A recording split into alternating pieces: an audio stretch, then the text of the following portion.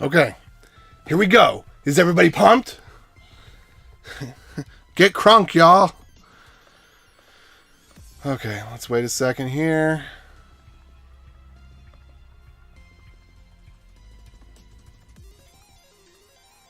Why is this not showing up?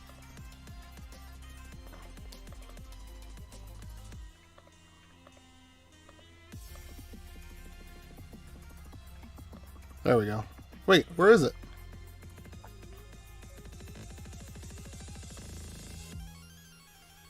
Five, 4, 3, 2, none. Okay, we're having the problem where the whatchamadoodle needs to be refreshed. Boop. And boop.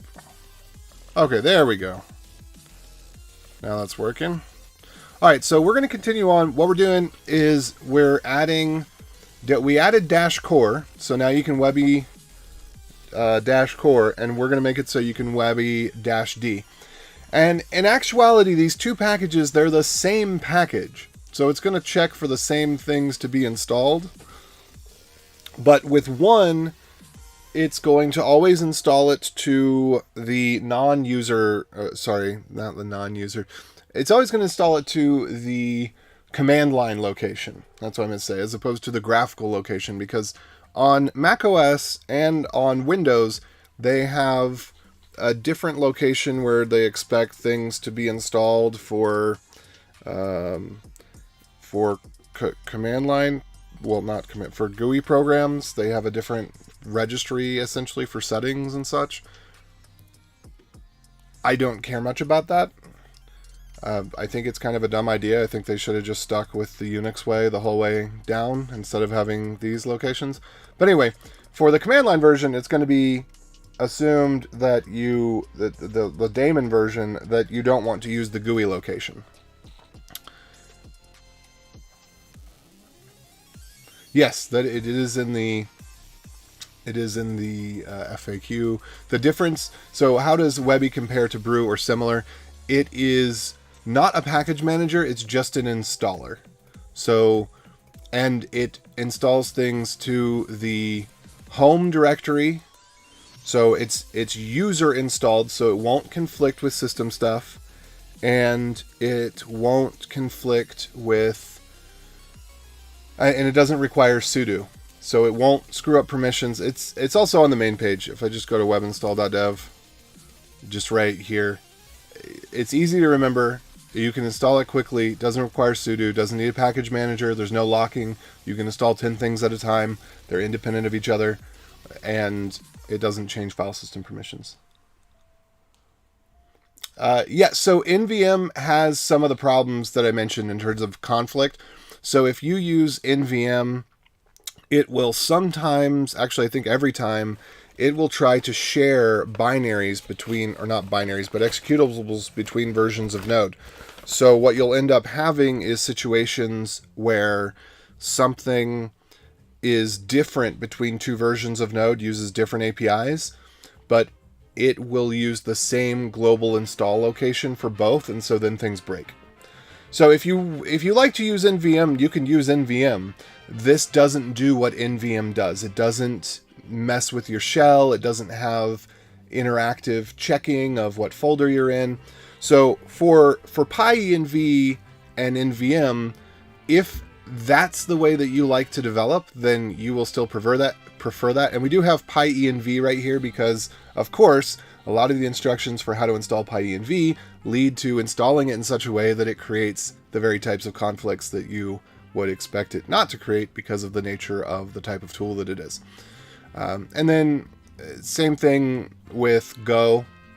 In the case of Node and Go, it will replace a symlink every time you switch, but it doesn't do any funny magic with the shell. It does. So NVM and things like that, RVM, NVM, etc., they actually replace shell functions like cd and pushd and such, so that as you're moving around, every time you move around, it has a hook into which directory you changed into, and then it updates a bunch of environment variables. I have not found the use case for that. I don't prefer that type of convenience over the stability and predictability. So, that said, this is not something that's per project either. I'm okay if I'm going into a project and I need a certain version of Node, swapping it. If I needed a and I'm typically not straddling many different versions of Node, but if I were, then what I would probably do is Webby install it and then move the Webby install into a different folder, and then have my paths set up for that project to use that folder. I'd probably just put it in that project. But that's not something that I commonly do. I'm not commonly switching between wildly different versions of Node. Occasionally, I'll need to test something in an older version, and so I'll install it real quick and I'll test it, and then I'll switch back. Yeah, I'm glad that you like the isolation. That is... So, Ryan Burnett and I put this together because we work a lot with various clients, and we have to leave documentation behind. Their dev team has to be able to install whatever it was that we did. And we would have all these, we'd end up creating this repository of install scripts and then referencing them or copying the documentation over.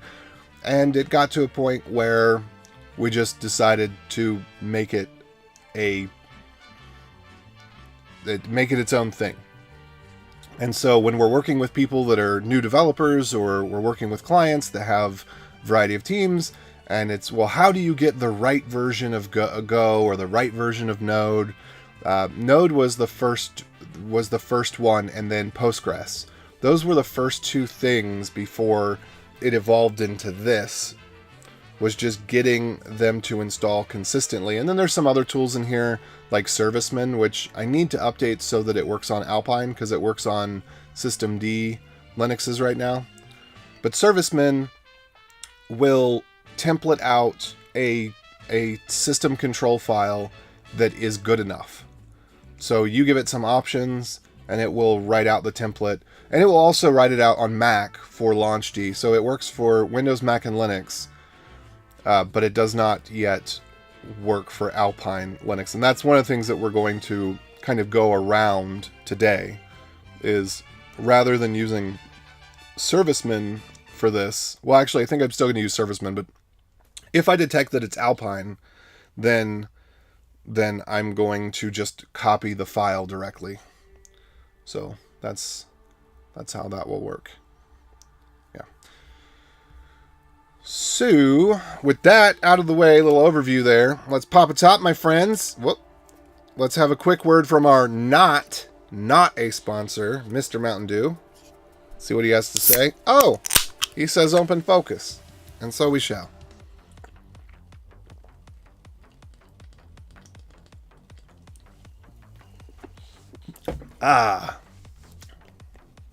Okay, so. Oh, also, quick note. So whereas the mainnet system, let me see if I can make this smaller so more fits on the screen, maybe. So whereas the mainnet system needed over 4 gigs of RAM, so for most people that bumps you into the 8 gigs of RAM, since the mainnet system needed over 4 gigs of RAM, and it needed at least 2 vCPUs, I wanted to see how testnet compares when doing its indexing, and it looks like, let's see, testnet ran from 1:30 until about 2:30. So, well, and then there's this drop-off period. So that's 3. Okay, so it's doing sampling. So let's say an hour and a half. So mainnet took over 4 hours with 8 gigs of RAM and 4 vCPUs, and testnet took only ever used at highest 39% of its CPUs, which I believe means that we could have gone down to 1, because I think this is aggregate.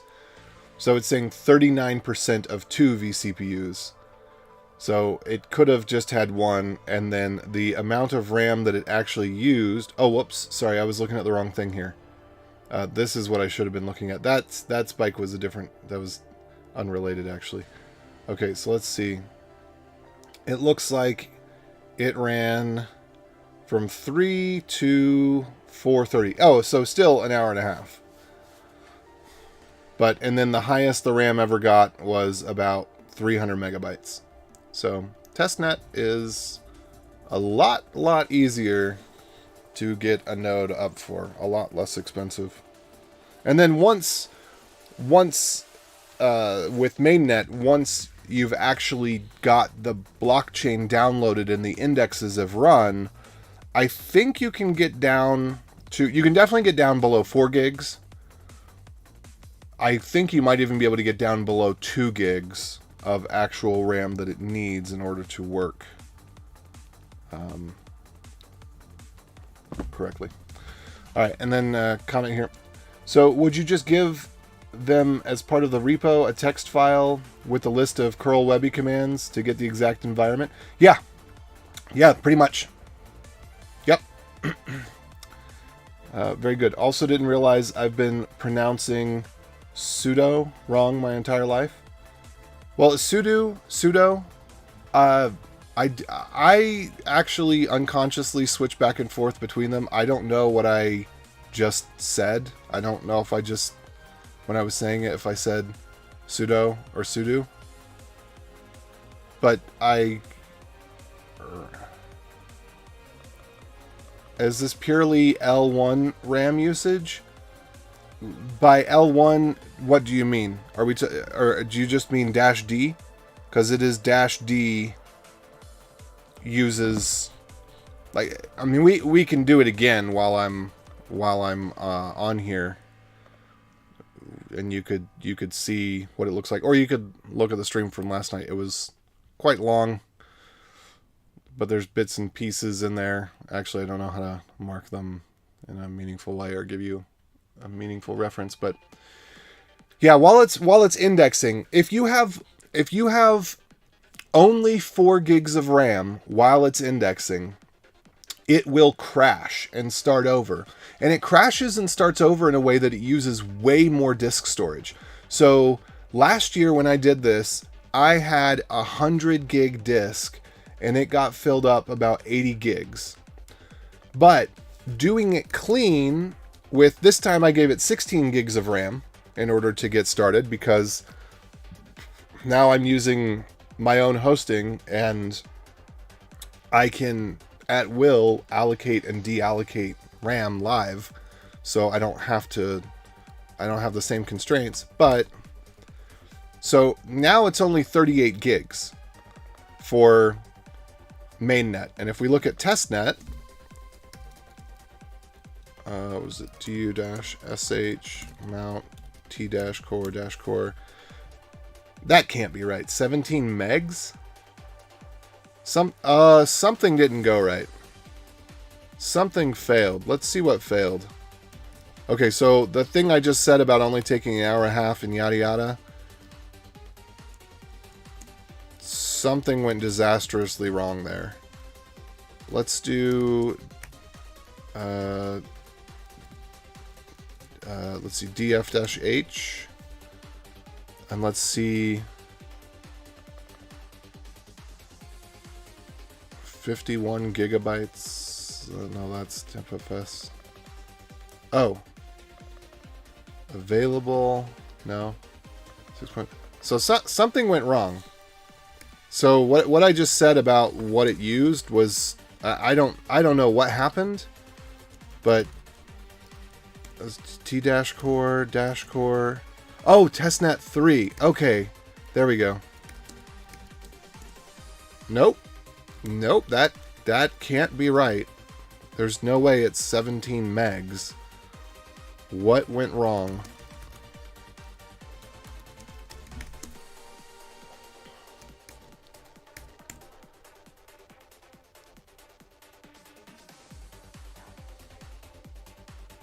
Okay, it looks like it's still connected. I'm very confused.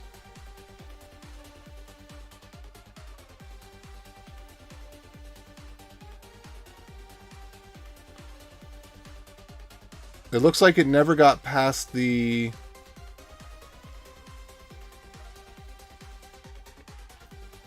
connecting peers step.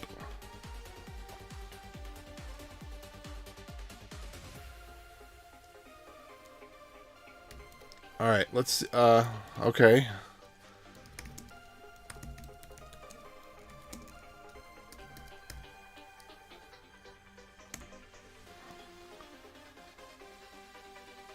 I have a suspicion.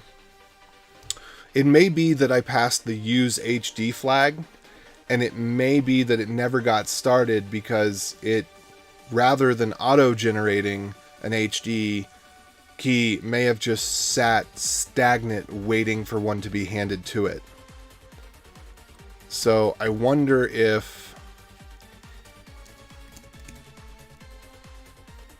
Let's see, Etsy... System D, System T dash.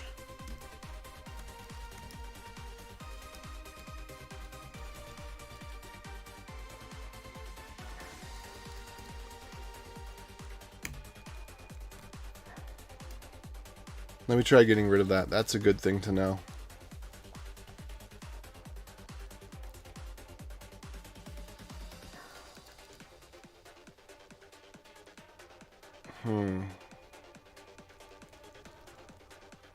Alright, let's try this again.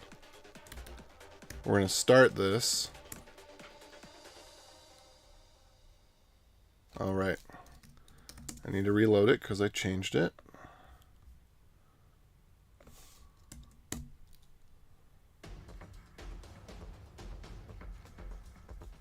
Oh, storage speed is not important because what you're dealing with is network. It's almost 100% overhead.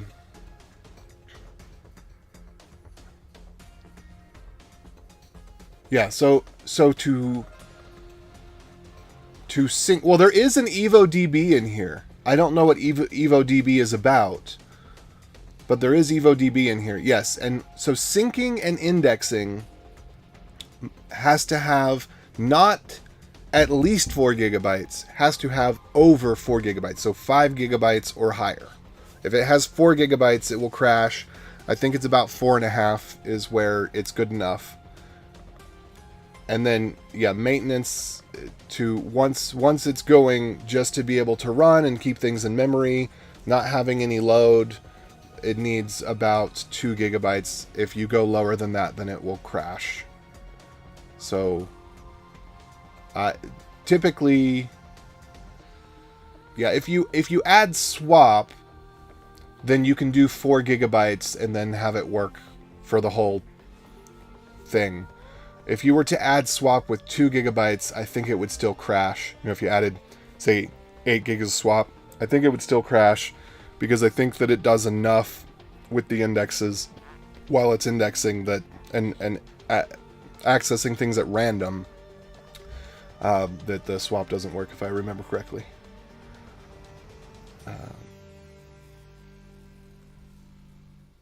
Yeah, I mean, so these have really, really fast disks.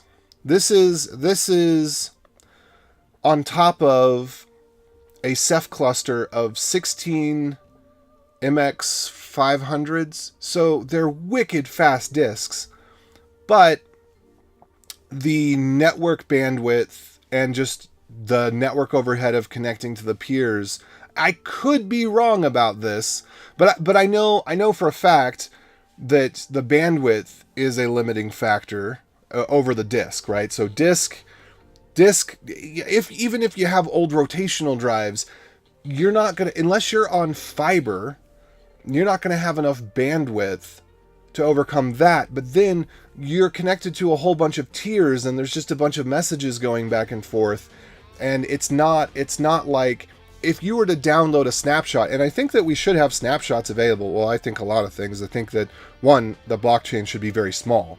It shouldn't be 60 gigabytes. It should constantly have a garbage collect phase where It rolls up a bunch of transactions, hashes the sum, and then replaces the transactions with empty nothingness. So basically whatever has been spent should periodically get garbage collected, because you don't need a record. The blockchain needs to serve as a record, not a historical record of everything that ever happened. It needs to store as a source of truth for what is the available coin supply. And if you're only looking at coin supply, then you can trim it down a heck of a lot. And also, if you limit how far you can divide it to be something that's reasonable, because after 3 decimal places, it's just ridiculous. Any lower than that. So you don't need to store super tiny transactions, because they're worthless. They're literally worthless. They cost money that will never be repaid. They're just a waste. So if you limit to 3 decimal places, and the coin supply is limited to 80 million or whatever it is, then you can never get to a situation where the blockchain could ever get large if you just follow those couple of rules. You can always guarantee consistency. You can still have the Byzantine general communication. You still have verification of the hashes. You just say, hey, every so many blocks, like a super block or whatever, we're going to garbage collect.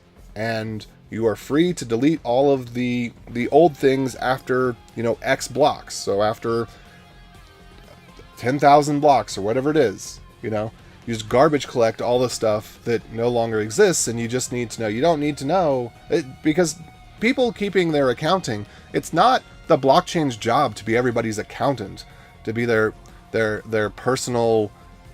Let them do that themselves. Let the blockchain just focus on what matters, which is what's the coin supply, does the money exist or not.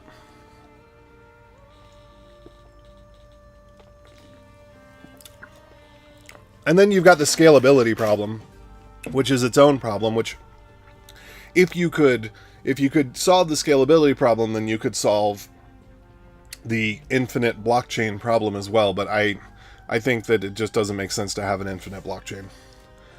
Okay, anyway, so let's see. So I reran that. Let's try this again. And then okay, now it's synchronizing headers again. Okay, so note, if you use the use HD option, something else must be done, or it never starts downloading the chain. Let's just make sure of this. So this is all happening in RAM. So I could just blow this away. I am going to blow this away. So we're going to blow away all of this stuff. We're going to make the directory again. We're going to... I think that's actually all we have to do. We just need to make the directory again. And then I'm going to go back in here, and I'm going to add that use HD again. And then let's see if it gets to the syncing block headers or what it happens to do. So now I need to reload the daemon, and then I need to run start, and then sudo journal control zfoo t-d. Oops.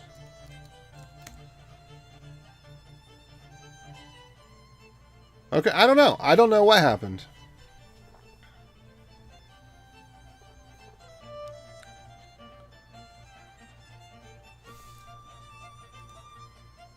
Okay, I'm gonna try this one more time. So we're gonna stop it. We're gonna stop it. We're gonna delete everything.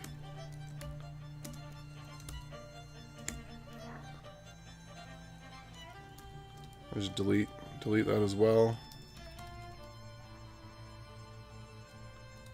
Okay, I'm going to delete everything. We're going to make the directory again. And we're going to start, and we're going to watch the journal.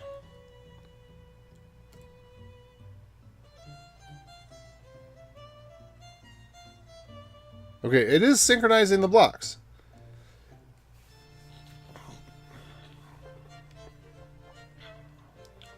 So I don't know what to think of this. Or it's not synchronizing the blocks. It is synchronizing the headers. So I don't know what went wrong. I'll just run it again and see what happens. So it did something last night for an hour and a half.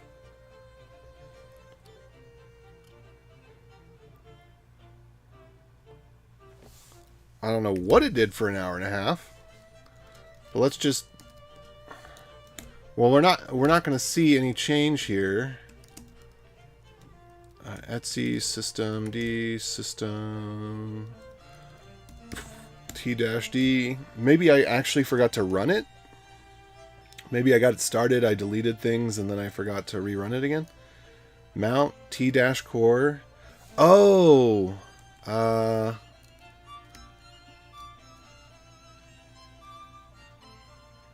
don't think I'm... No, data_dir is supposed to be this, I think. And then it puts the testnet 3 inside of this, if I'm not mistaken. Maybe I should try it without. T-Core. Okay, that looks right. Yeah, so data_dir is to the -core directory, and then the testnet directory goes inside of that, and that makes sense because when you run it with the testnet flag, the data directory can be the same, and it's just going to be a different thing. All right. The problem with being able to see yourself is in part knowing that you still have bedhead, and I don't like that. So, but I've got this little tuft back there that probably won't go away until I wash my hair again.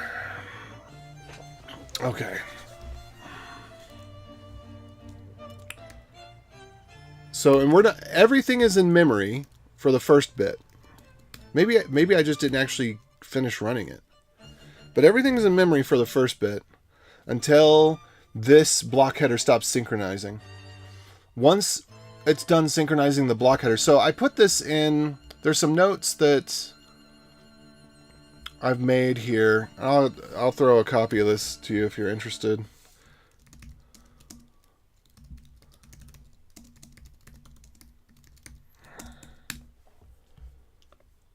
So this is from a year and some change ago, and then I updated it last night.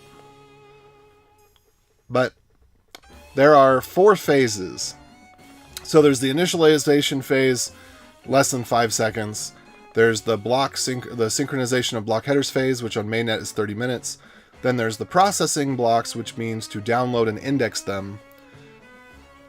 And you probably why it takes so long is probably a request response cycle. Because if you could just... And part of it is probably because it's UDP. Because UDP is not the right solution for everything. People tend to treat it like a golden bullet or a silver bullet or whatever. But it isn't. Because one of the things you don't get with UDP is back pressure. And when you don't get back pressure, you can't do things like download as fast as you possibly can. Because you have to have more communication that you have to implement yourself. So if you don't implement that, then I think that's what's happening here, is that when it downloads a block, it requests a block. I could be wrong. But if you've got 4,000 peers, it seems like your download speed should not be a limiting factor. Your source available source. And you should be able to download out of order. You know, if I download block 12 and then I download block 10, not a problem. You know, you think the BitTorrent approach would be the right approach. But it seems to do all of the blocks in sequence. So this will get done in a few minutes, and then it'll actually, hopefully, start processing the blocks. And you'll see this trying to process them in sequence, which doesn't really make a lot of sense. It does from one perspective. The indexing, it makes sense, but the download, they should be able to download them in any order. But whatever. UDP is a hosey. I don't know what that means. Yeah, but this is one of those things where batching versus single piece flow. So downloading is something that you can batch. The indexing probably works best with single piece flow. It doesn't really require it, because if you're assuming that the blocks are validated, which maybe you don't want to assume while you're downloading, But if you assume that the blocks are validated, then you could just do the calculations, and a plus is a plus and a negative is a negative, and you could subtract before you add and have a negative number, and then add later and get back to a positive number, or 0. So, but it does make sense that it's less work if you index things sequentially. I'm not so sure about the downloading them. You want to download them somewhat in order. And I guess the size is variable too, so maybe you'd need to float things in memory, but you could float 100 megs in memory. That wouldn't make much of a difference.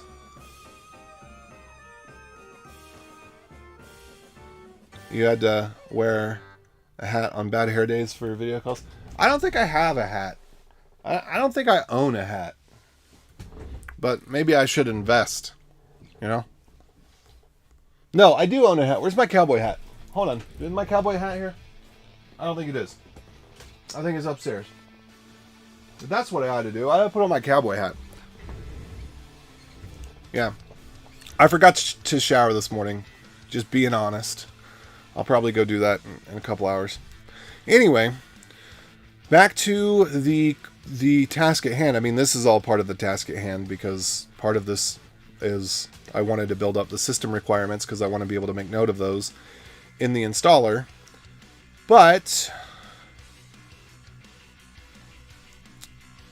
yeah, I want to make sure any information we need to know to install. But basically, somebody should be able to just run Webby-D and then -D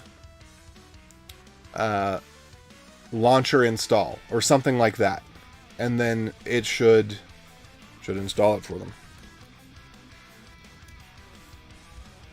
Okay, so where was I actually at? Which terminal was I in? Oh, by the way, this is the old one.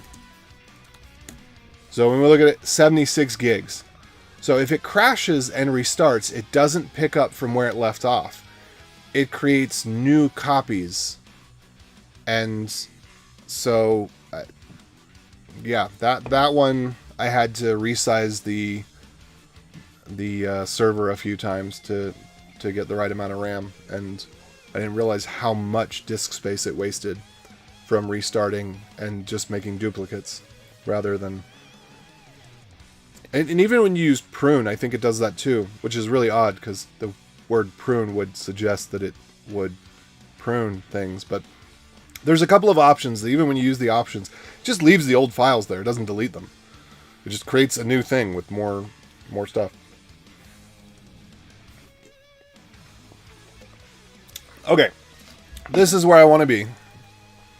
This is where we've got the basic install here, and then we're going to create these other files and these other files. Whoa.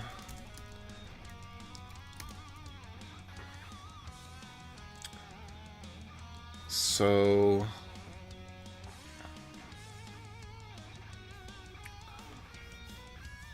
let's see.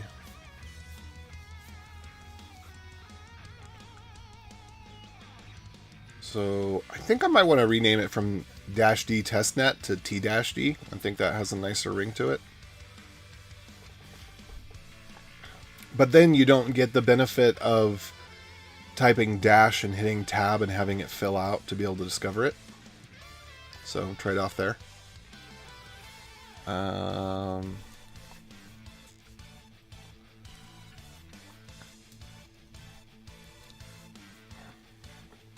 And I don't know if I actually do want this. Well, I think I do. Because one thing we don't want to have happen is where on Mac OS it just installs to a different directory, because if you're doing the command line version on purpose, that's not what you want. That's not a feature. That's a major annoyance to have something end up in a directory where you wouldn't have looked for it. But also, we don't need to do things like enable CoinJoin, because you're not going to be doing CoinJoin from the command. I mean, you could, but the use case that I'm creating this for is not that you're going to be doing CoinJoin, but rather that you are trying to build an API or some sort of tool. And so it's more important to have the config directory be reliably the right thing, but you don't want necessarily CoinJoin. The reason I put use HD there is just because I just can't think of a good reason that you wouldn't want to use HD. All right, and so then this one -qt testnet, and then this is all the same thing, except that we don't actually put the testnet 3. I want to document that, but I don't actually want to put that there. So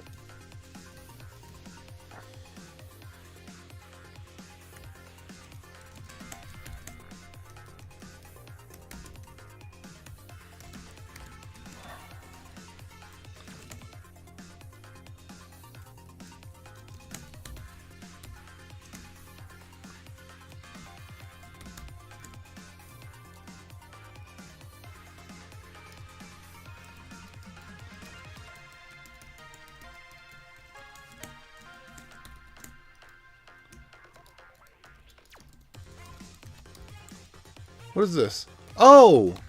No wonder this is familiar. This is Queen of Cards, Final Fantasy VIII.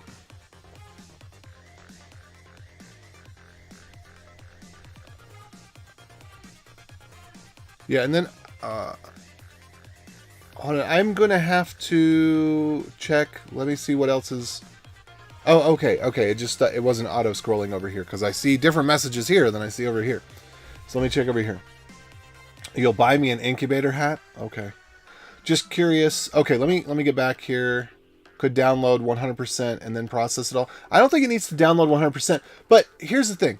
We should not have critical software written in C or C++. That's malpractice. That's irresponsible.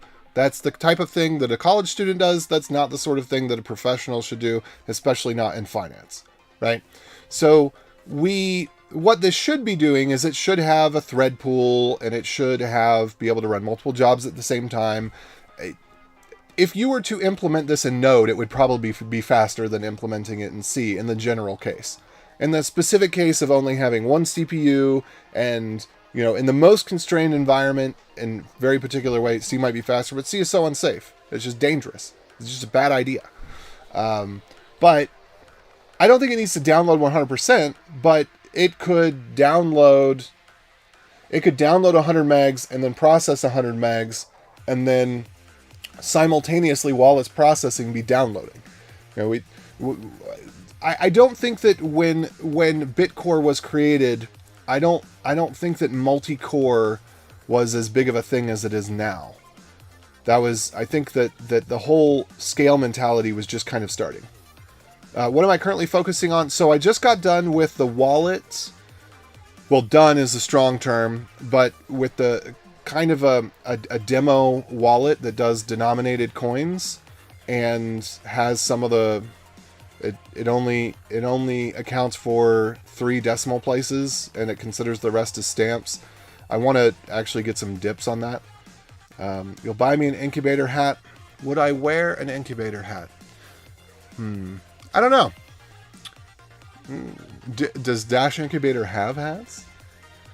I generally don't like branded things, unless it's my own brand or something that I'm choosing very intentionally. I often feel a little bit awkward because when you work at a company, they want you to wear the company t-shirt, and I don't ever want to wear the company t-shirt, usually because they're tacky. But, it's not, they want to create this whole, we're a family, let's get family t-shirts vibe, but that's usually not how I feel. You can choose your hat for the day. Yeah. This is infrastructure work towards, yes, this is infrastructure work. So what this is for merchant tooling. So in order for merchants to have tooling, they have to do one of two there's one of two things needs to happen. Most likely they're going to need to trust someone else's service. So the problem is that Insight seems to be, I don't know if it's officially deprecated or if it's just unofficially deprecated, but Insight is deprecated. Bugs aren't getting fixed in it.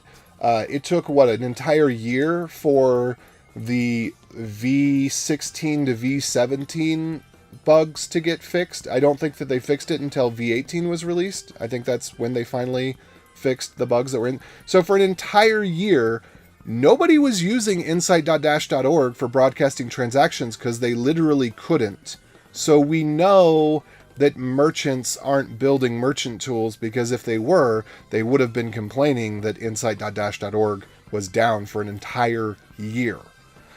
So the Insight is not going to be a solution moving forward. We need to have something that there's a number of bugs, and probably because of just the way that things evolved, but if there's too many transactions associated with an address, it crashes. So something like CrowdNode, if you look at a CrowdNode address, insight.dash.org just blows up. You can't do things fast and efficiently. You're very limited on... Actually, that may not be entirely true. I think you can do a multi-address lookup, but there's issues. And the API is inconsistent with Dash Core. So they built their JSON API as if they had never looked at the Dash Core objects and then just figured it out later. I don't know how that's possible, but maybe the Insight API was built before the objects in Core were named what they're named today.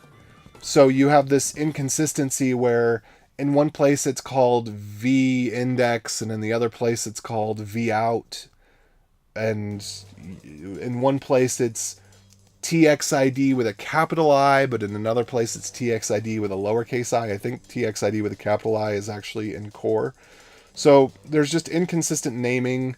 It creates a lot of confusion if you actually try to work with it, because you go searching for something not realizing that that index and v-out are the same thing, and then you try to calculate it. And then the Insight API doesn't handle instant send properly. So if you call check balance, it gives you the wrong balance. So then you end up having to crawl the transactions, because the transactions will include instant send transactions, but the balance won't. And so there's just a bunch of stuff like that. So ultimately, Insight is not going to be the way forward. It's going to be something else. And it needs to be something that, ultimately needs to be maintained. It has to there has to be a commitment to maintenance on it.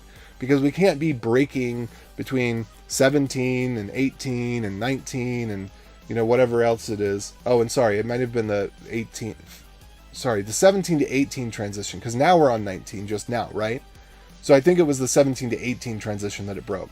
And then when they deployed 19, I think they finally fixed it. Anyway, so how would Webby work with multiple projects using -d? Just expose the same ports. So Webby is hands off at that point. So if you, what I'd recommend, and what I'll put in the documentation, is just you need to come in and you need to specify a different dash.conf. So you would need to just copy the command for the installer and put it somewhere separate. But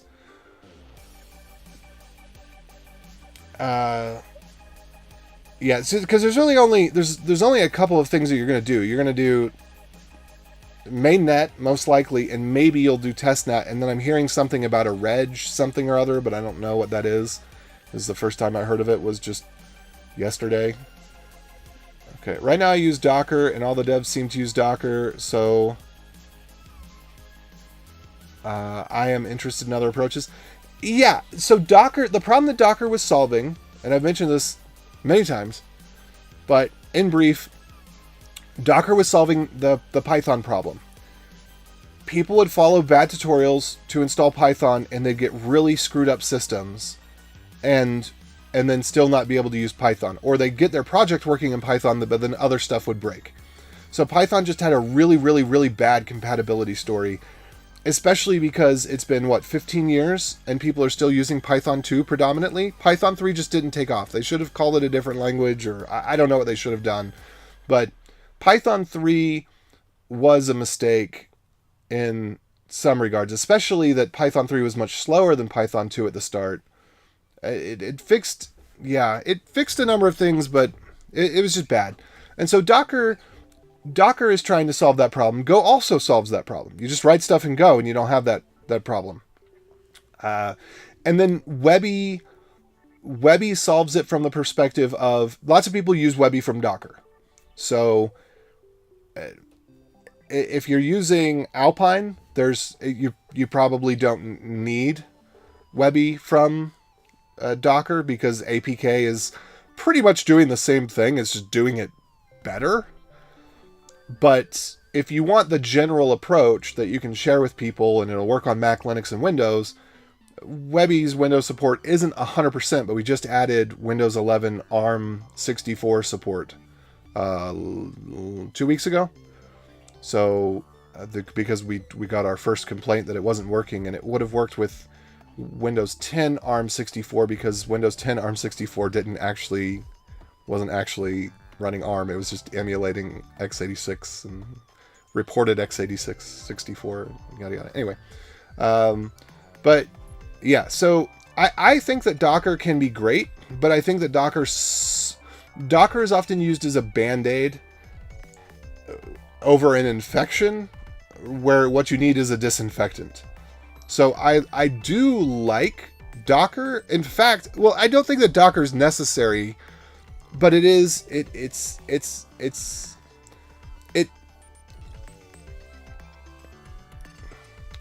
Docker is a system over containers that adds a lot of complexity and a lot of caching and a lot of things that people don't understand well, and it seems to take a lot of time. And then people spend a lot of time in figuring out problems with Docker rather than spending the time making their stuff simpler. And if you're using C and C++ and Python, that's really hard to make it simpler. But you can use PyEnv and that works okay. But there's just a lot of things that it's really difficult. And so Docker has a place, but I think that Docker's place should be limited to legacy projects only. So DashCore would fall in that. DashCore is a huge, giant ball of mess. It has a ton of dependencies.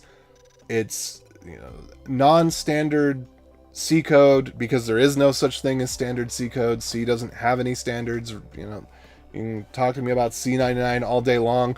Show me it compiling across 2 or 3 different operating systems. It doesn't. You have to have all these little things in there. And then especially the Bitcoin fork stuff is just maddening with all its little tidbits of scripts and replacers and weird stuff in there. Anyway, should I switch from to Vim from Nano, or is it a preference thing? Absolutely. So what I'd recommend for Vim is Vim Adventures, because you just need to build up the muscle memory. I don't recommend that you necessarily don't learn everything about Vim. Learn as little about Vim as you can. Just get the muscle memory. But yes, Nano doesn't even make, I don't know how you would code in Nano. You don't, how do you even copy and paste? Like Vim, you can have 26 different copy buffers, 27, because there's the default copy buffer, and then you can have at least A through Z. If not, maybe the numbers. I haven't ever tried a number. You might be able to use 0. But that's just, the copy buffer is just the quote thing. When you hit quote before you copy, that assigns the buffer, and then you copy. There's stuff like that. The regular expressions, all that stuff. All right. Seriously, need to stop bothering me and let me work. Yep. Well, I can work anyway, but these are good questions. I'll get focused on something else and just lurk, as curious as I am. I do want to let you go and get on to see the progress. Chunks. I'll buy you a Webby hat. I don't know if that would look good. the color scheme, I don't think the color scheme would look good on a hat. If we just did black and white, I think I'd go for it. Yeah, well, almost everything was taken from Bitcoin. So just a little, I will spend minimal time on this tangent.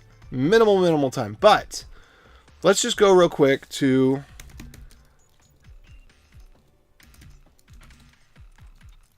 dash pay dash.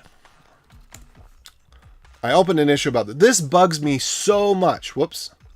Oh, it's okay, because this bugs me so much. I hate this with every fiber of my being. I hate that the Dash community doesn't have any balls. The Dash community has 0 balls. And from what I've heard in the past, when somebody who has balls comes along, they kick them out. And that really, really bugs me. Y'all need to get some balls. You need to pull them out of your safe box and put them to use. Because this is... I don't have the expletives for this. How are you going to try to promote something that's going to make the world a better place, and you've got fork from Bitcoin? Like, it's one thing when it's a soft fork, right? So you're creating something and you're contributing patches upstream, and you're not creating a new trademark, you're not creating a new brand, you're not doing things fundamentally different. You just have a fork because you're going to make pull requests. That makes sense, right? You're contributing to the larger brand. But this is just, I mean, if I had a bleep button, I just hit it so hard right now. But I don't have a bleep button. Let's see if I've got anything close. That's not really bleepy, but that's, you know, Dash needs to be digital cash, not crap coin, fork of Bitcoin. So that just ticks me off. And this is all over the place. Dash is not a fork of Bitcoin. Dash is a project that happens to use some Bitcoin code. And it needs the people in Dash need to get their head on straight and figure out what they're trying to do. Do they want to be Bitcoin's little sister? Or worse yet, because you don't smack around a little sister, Bitcoin's little brother, little pansy brother, right? Or does it want to be something that provides a digital currency in the international market? Because if it wants to be something that provides a digital currency in the international market, it's got to have a brand and some backbone. And it's got to get its balls out of its safe box and put them to use. So, with that out of the way, you code in WebStorm, yeah, you need to get your balls out of your safe box too. Nano is just for quick inline editing. It's not quick. Nano's not for quick anything. There's nothing quick about Nano, other than that it opens quickly, like Vim does.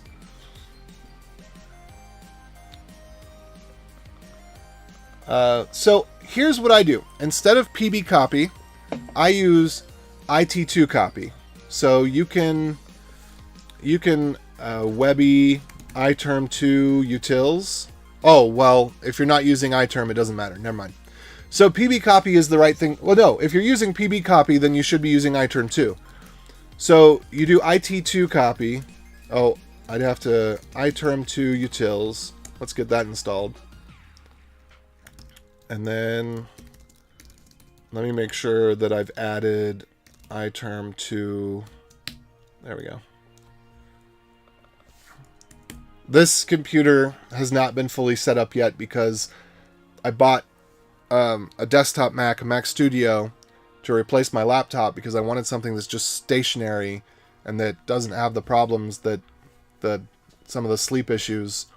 Anyway, and then I got a different model, and then they announced the new one, and so I haven't spent the time to get it all set up because in a few days, the one that they just announced, because I'm still within the return window, thank goodness, is going to come, and then I'm going to return this one, and yada yada yada. So anyway, but IT2 copy, because you can install this you can install this on your servers as well. So let's go over here. Okay, so process new block. So I guess in my stupor last night, I guess I just didn't actually restart the process before I went to bed. So now we'll see what all happens. Yeah, now we're at 3.6 gigabytes. Okay. So now we'll figure out what actually happens. And then what was I going to say? Oh. iTerm to utils. Yeah. So you can install that on all of your Linux boxen. Let's do Pathman. I need to update the iTerm to utils so that it actually adds the .iterm2 to the path. But then you can use it2 copy in any iTerm, no matter whether it's Mac or Linux. Might even work on Windows.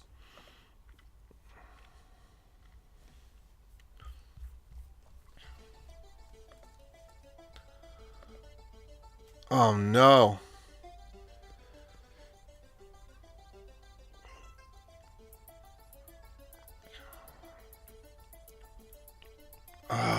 Okay, so I just saw the said question. So if you, it depends on what you really need. I would recommend in many cases using SD instead, because SD is the same cross-platform. There are some features of SED that it does not replicate. But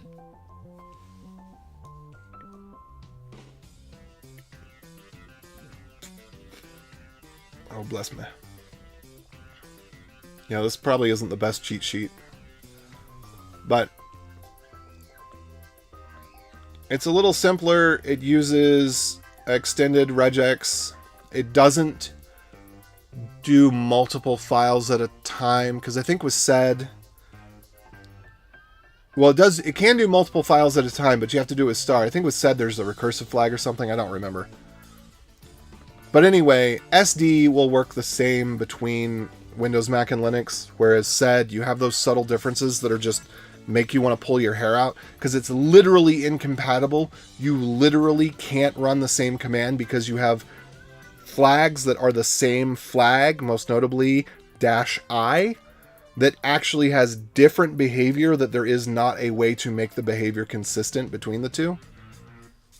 Daggone fly. So that's obnoxious.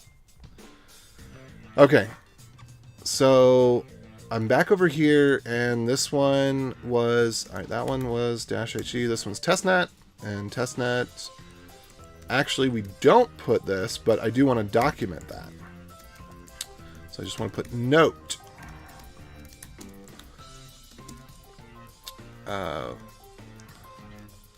Testnet will place the testnet flag will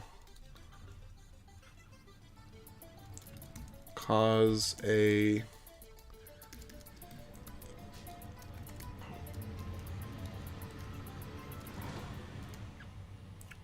let's see. You use the same data dir even when testnet is specified, because it will always use a subfolder.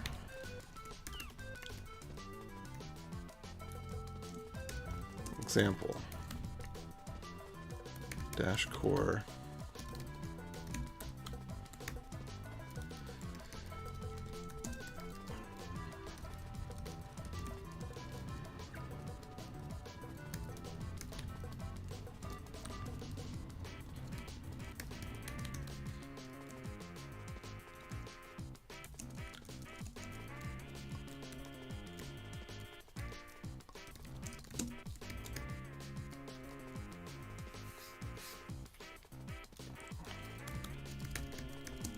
Oh, and this needs to be changed to -D, right? Am I in the right spot?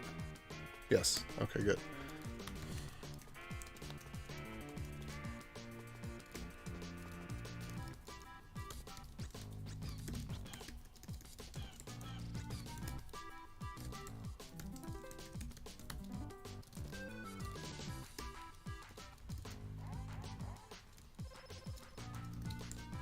Oops, there we go.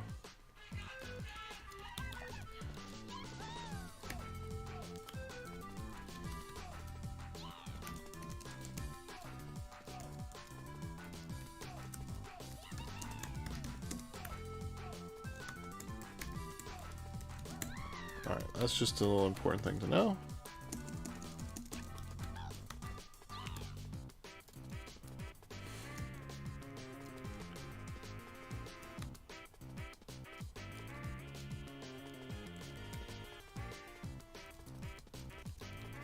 Probably a better way to word this.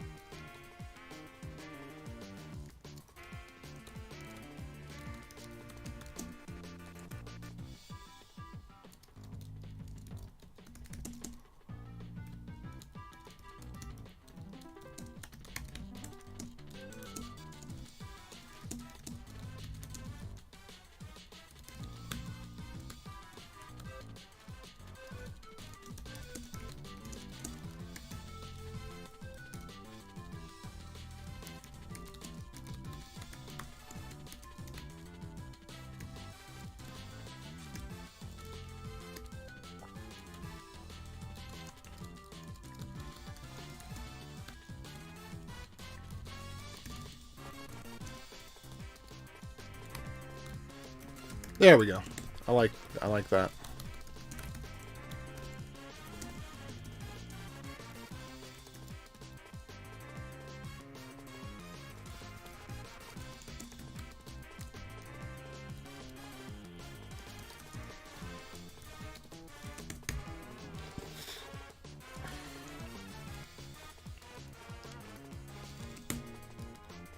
Okay. So that's what I want to do. And that's really...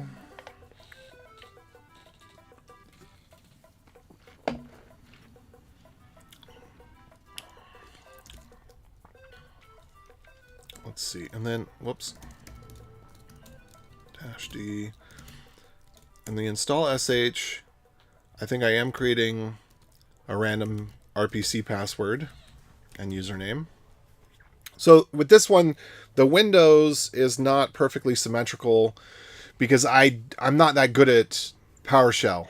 I don't really want to invest the time to become better, but I kind of do because of Webby.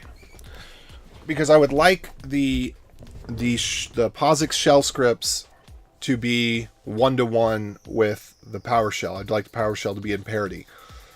But that would require learning a heck of a lot more PowerShell. And all of its idioms and whatnot.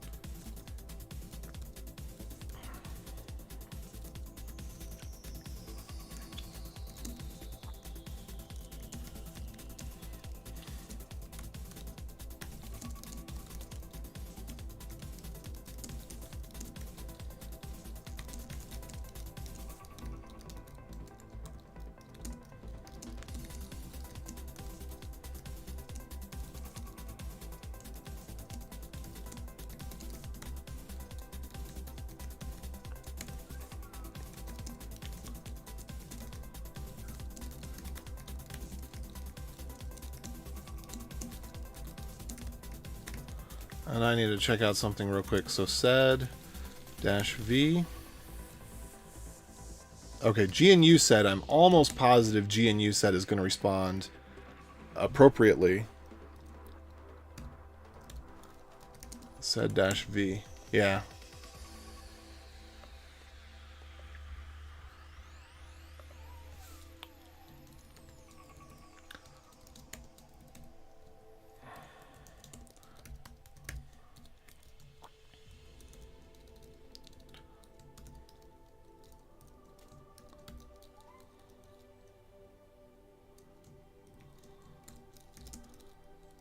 All right, if sed-v.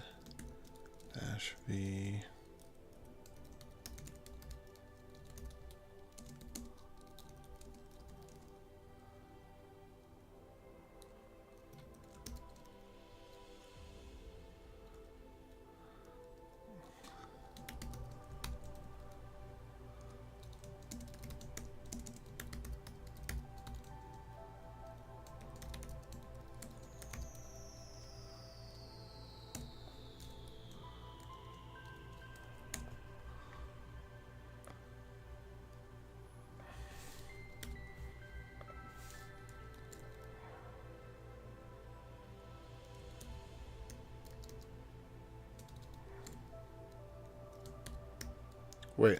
Oh no, please don't tell me. No. Hold on. So it would be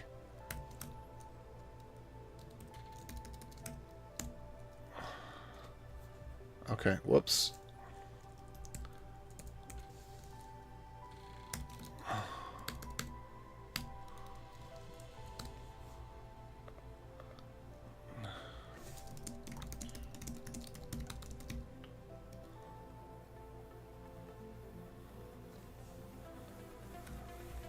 Let's see. Let me check. I'm doing something because somebody asked a question in Discord, and I'm allowing myself to be distracted here. So that is a 1, and this is a 0. But if I were to do BSD, good. All right, that's correct.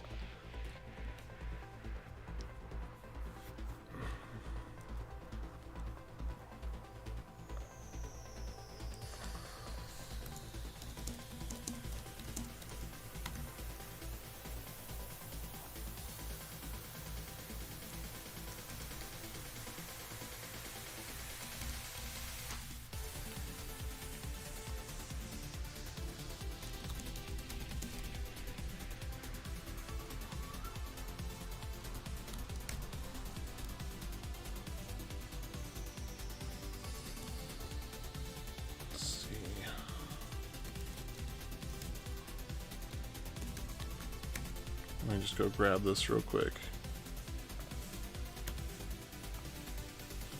Under releases.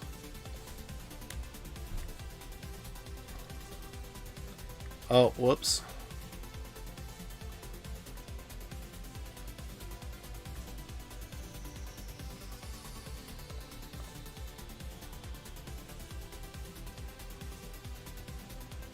Ah, crap.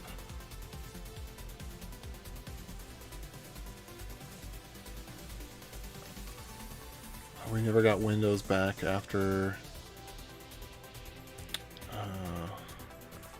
v6.5. Do it off.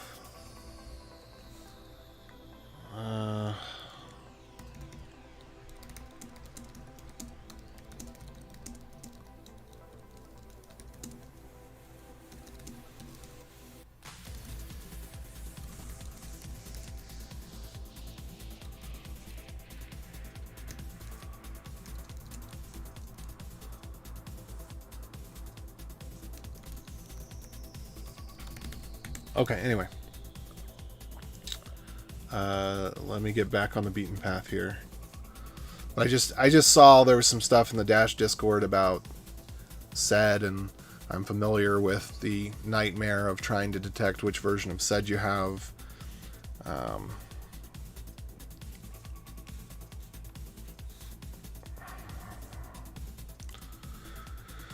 So I thought I'd chime in because that's a problem I recognize. Okay, so back on track here. Let me get some here. So I don't think there's anything else that we need to do for dash.conf. I could be mistaken. I think that testnet does specify already its own RPC ports. Oh, bless me. I could be wrong.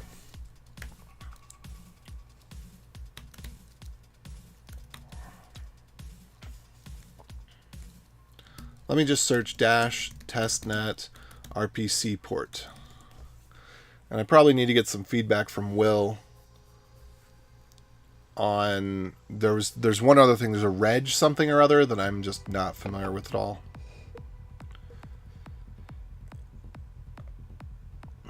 When is this from? Oh, 2012.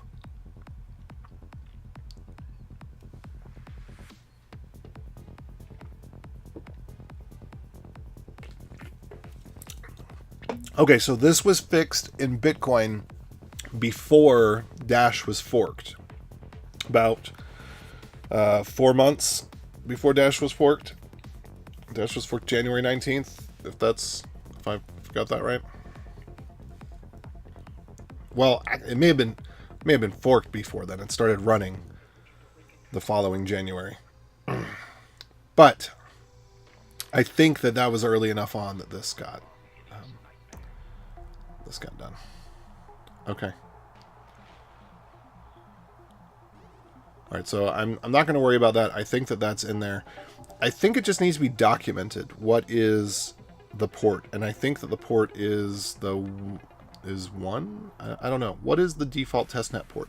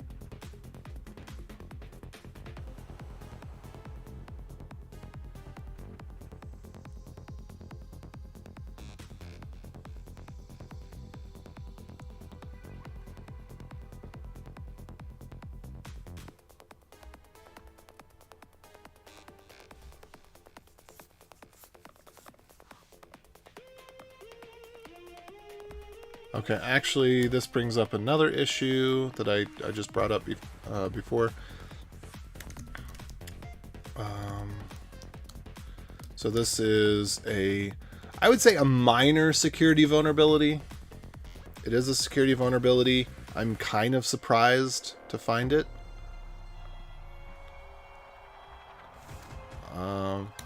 According to blah, this is in fact a vulnerability. Where was I just at?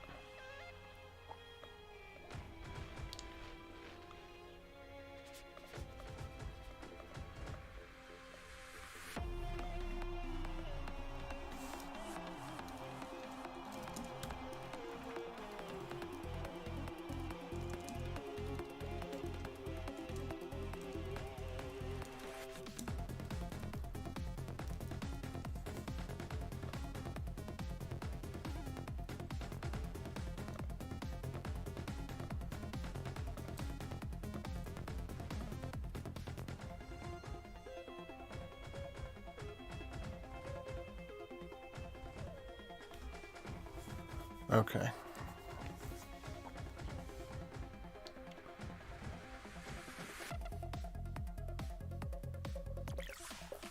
So there must be some sort of... I'm guessing that's some sort of regression. I'm guessing that the code, the logic around this was changed somewhere.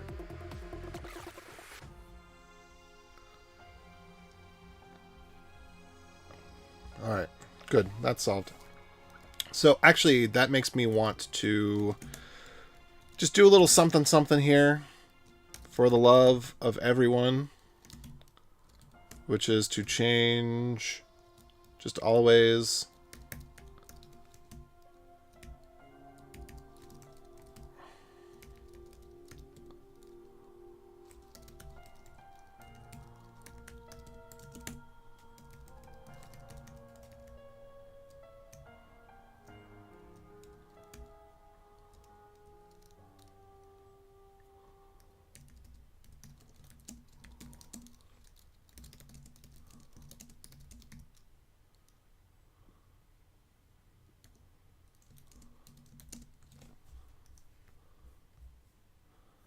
where did that go?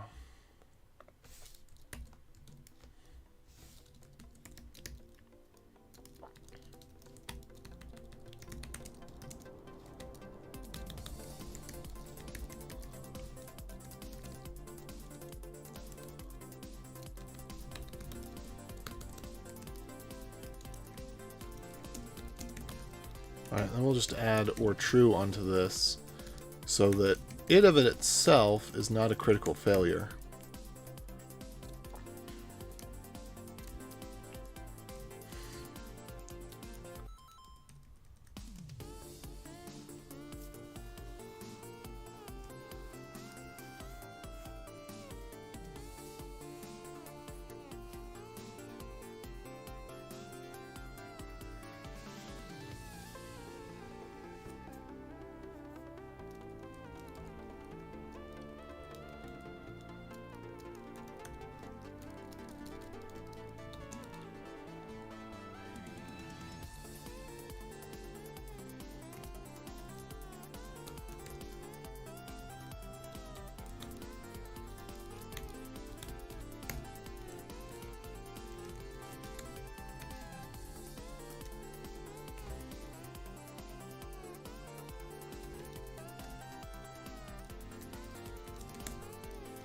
That might be going a bridge too far.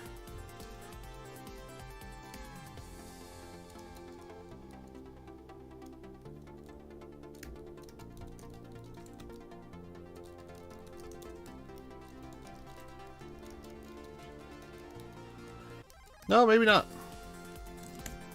Pretty sure that's what the permissions are supposed to be. Let me just check on this other system real quick.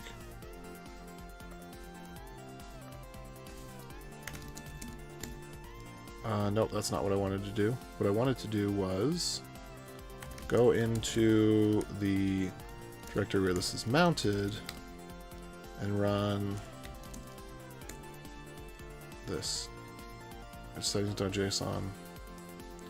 Yeah, that should be wrong. Or okay, yeah.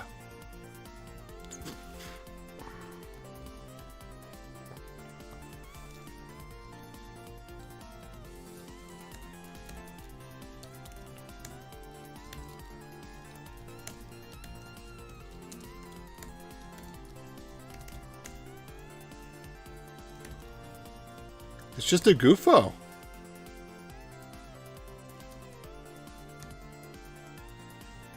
I think it's just a goofo. It's just a security goofo.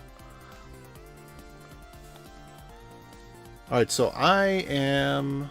Well, one, let me go check and see how this is doing. Uh-oh, error. Coinbase pays too much.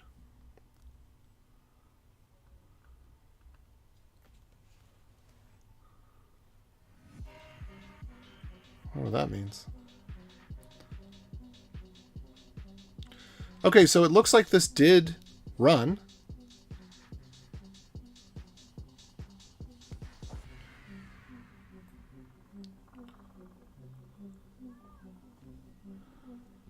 So let's see how long that ran for real quick. Let's get back to look at the metrics again. So we can look at that. It seems like that took less than an hour.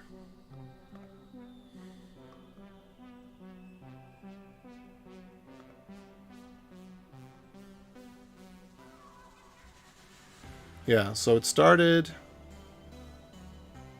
around 11 a.m. and ended around 12 p.m. So it went for about an hour. And it did use 1.5 gigs. Okay, so 2 gigs.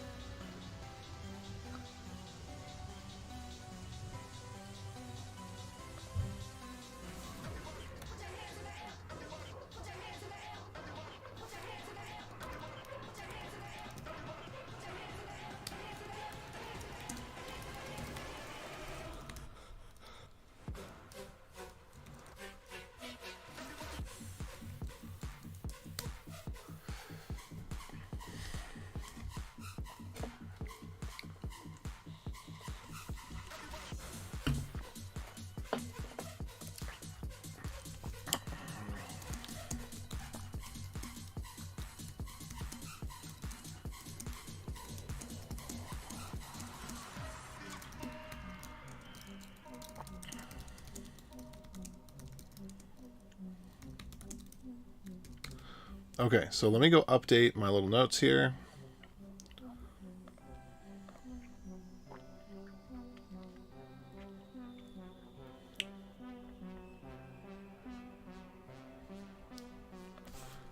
Okay.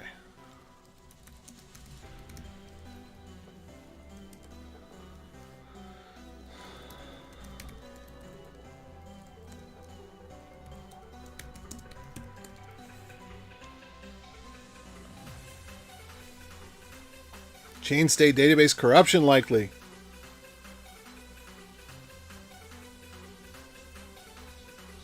Uh-oh. Uh-oh.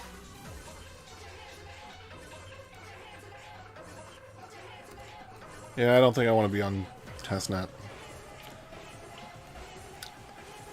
I want to do my development on mainnet, and I think that almost every other developer should as well. And the reason for that is quite obvious. Testnet always has problems. Mainnet has had one problem in how many years? 15 years? No, not 15 years. 10 years?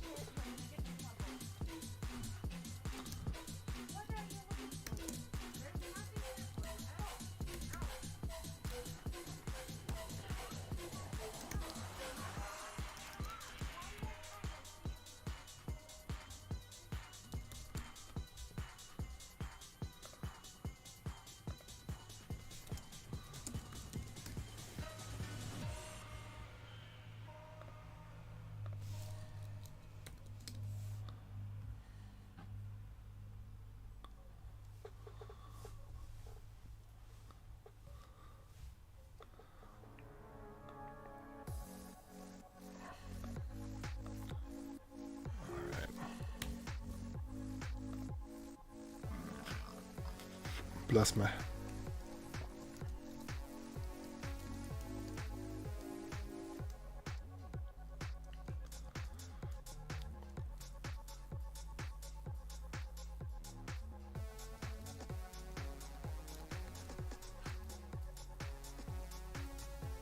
Let's see.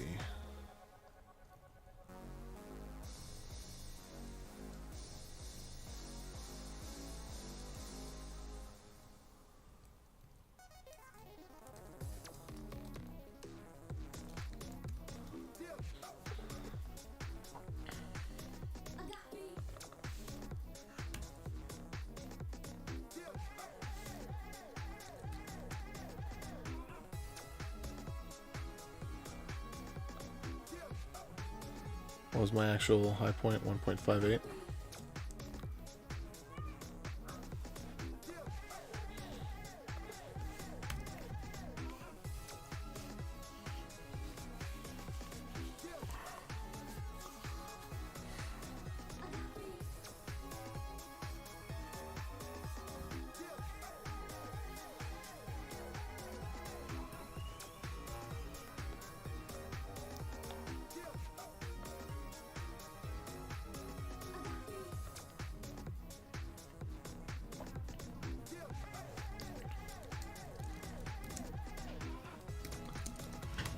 So it was about 1 hour total.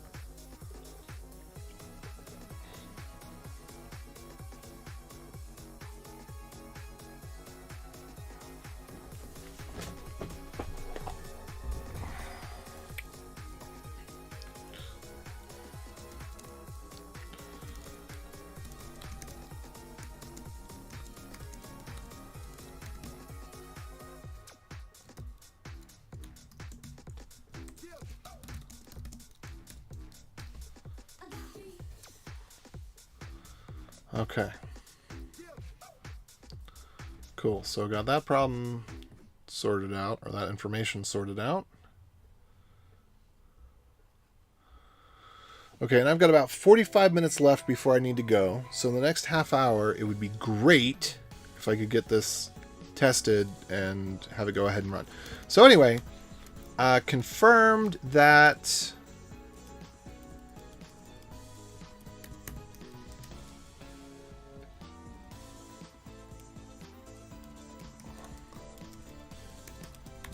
Hey, it's We Are the Robots again.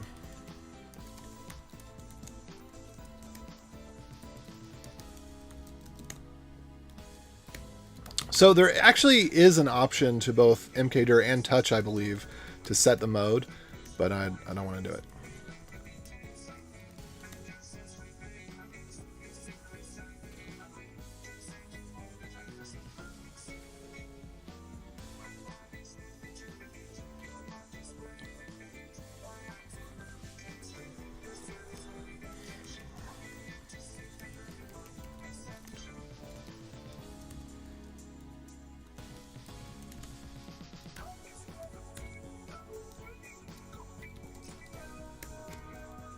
Okay, I actually should go here and grab this as well.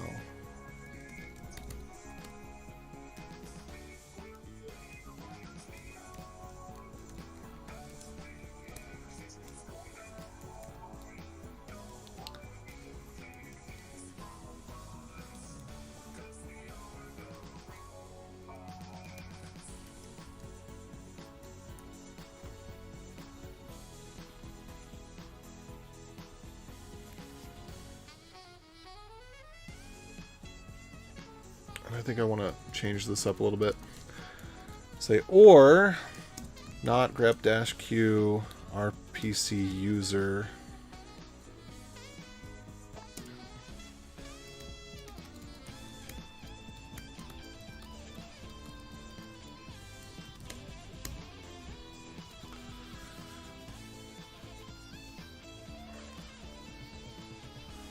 So if it's just an empty file, because it may have been created and be empty.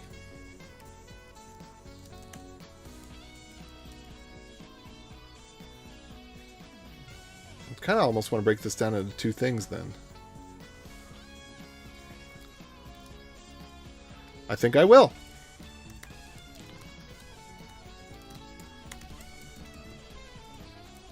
So I think we'll do a touch.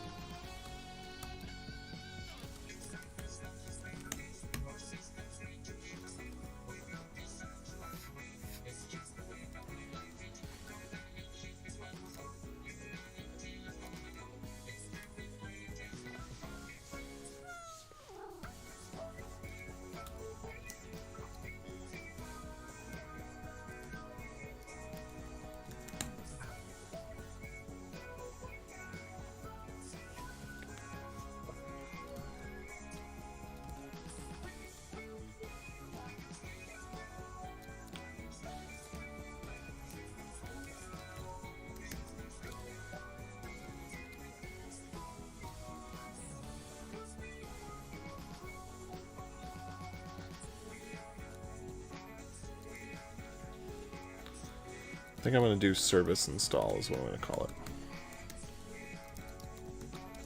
And I'm not going to differentiate between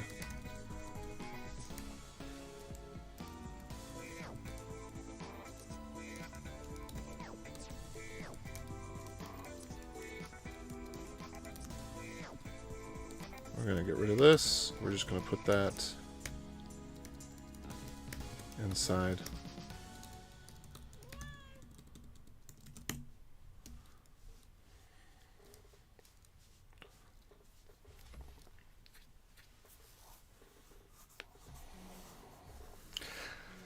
What do we call it? It's registering with the launcher.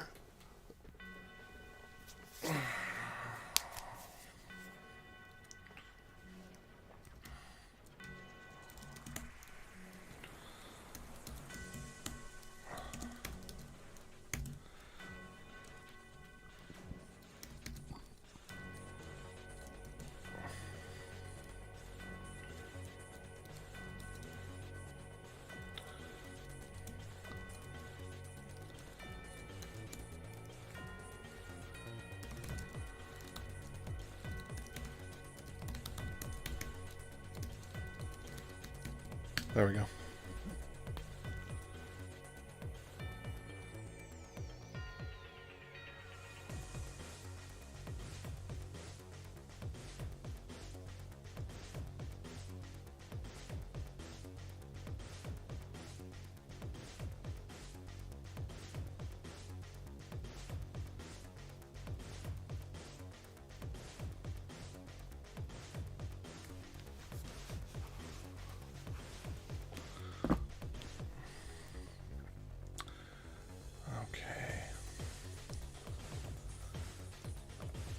I think what I'm going to do is just put a to-do here for right now. Because I think I can adapt what we already have pretty quickly. And then leave a to-do for after lunch, because I've got a lunch meeting. So let me look at this.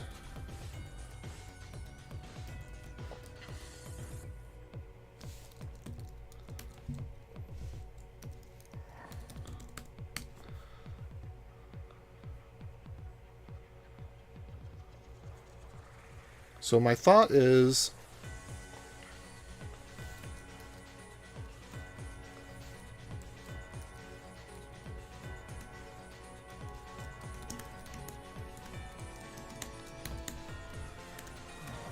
we're not going to worry about the install stuff because that's taken care of ahead of time. So we don't need this install bit.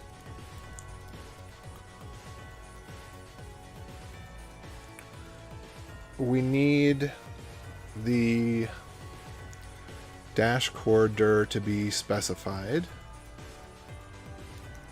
So my data dir equals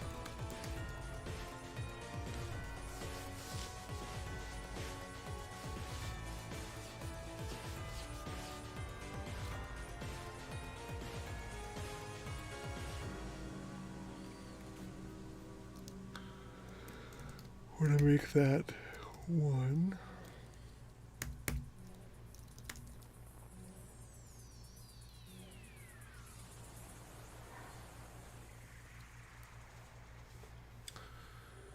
All right, so then if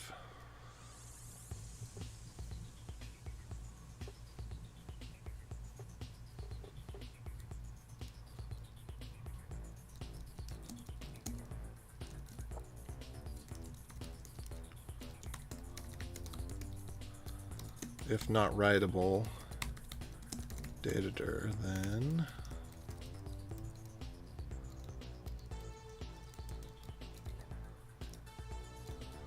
actually first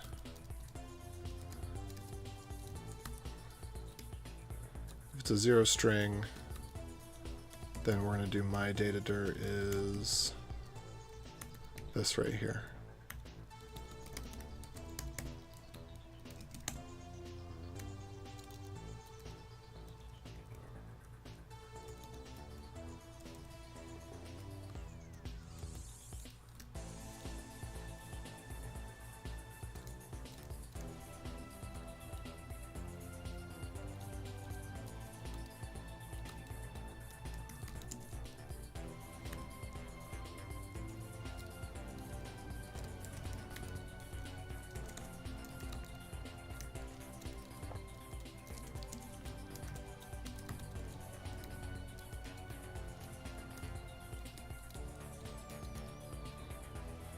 So we're going to say the 2 goes to 1.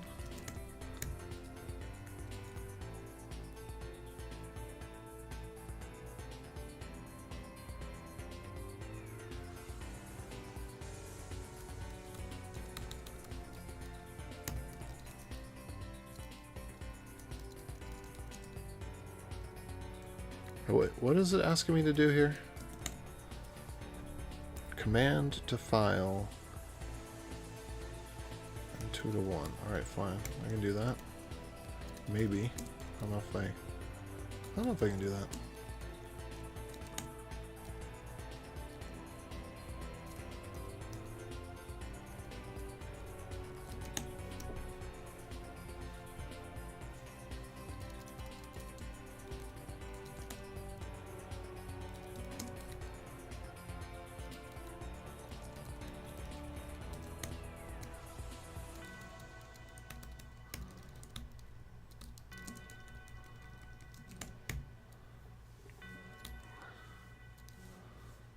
All right, fair, maybe.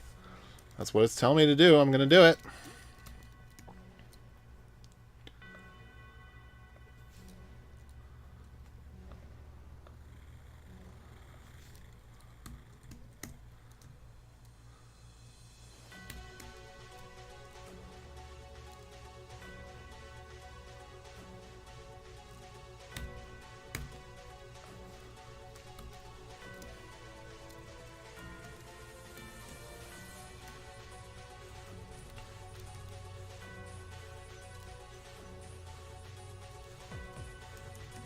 Does this run? Is this workable?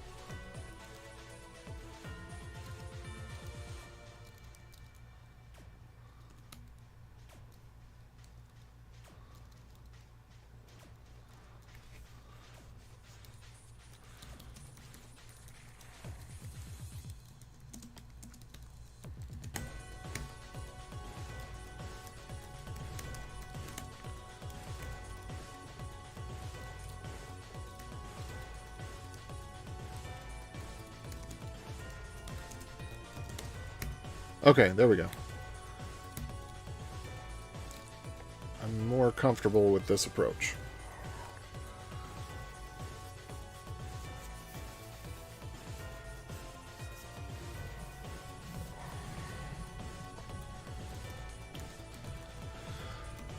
Hear those thunderstorm clouds? Or I guess we don't hear clouds. I guess we hear thunderstorms. Hear that thunderstorm?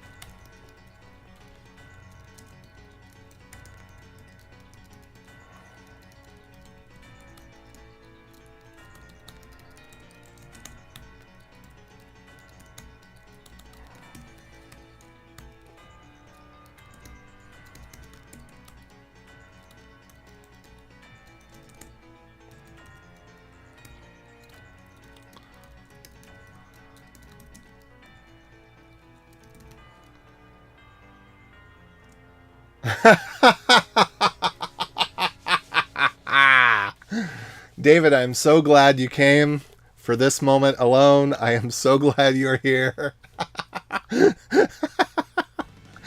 Oh, in response to my comment about the thunder clap, he says that's Evo making its way in. When Evo, David? When Evo?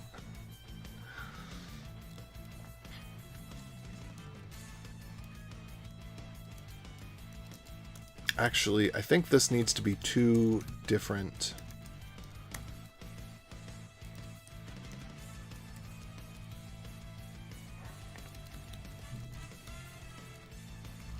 Yeah, I think this needs to be two different errors. So one is...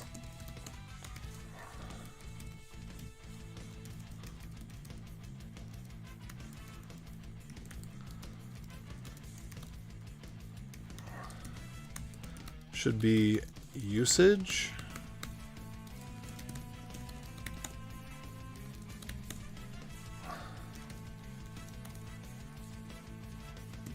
It's just all caps.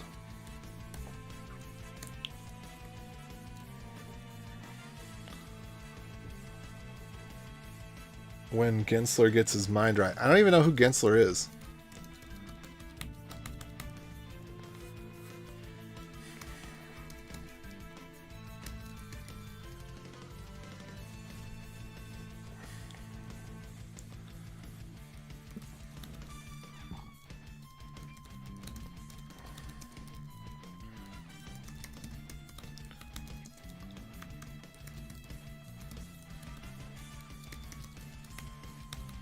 Oops.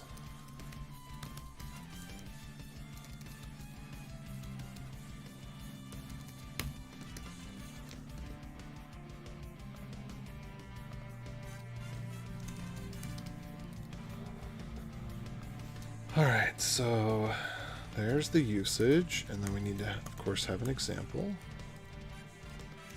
And then note.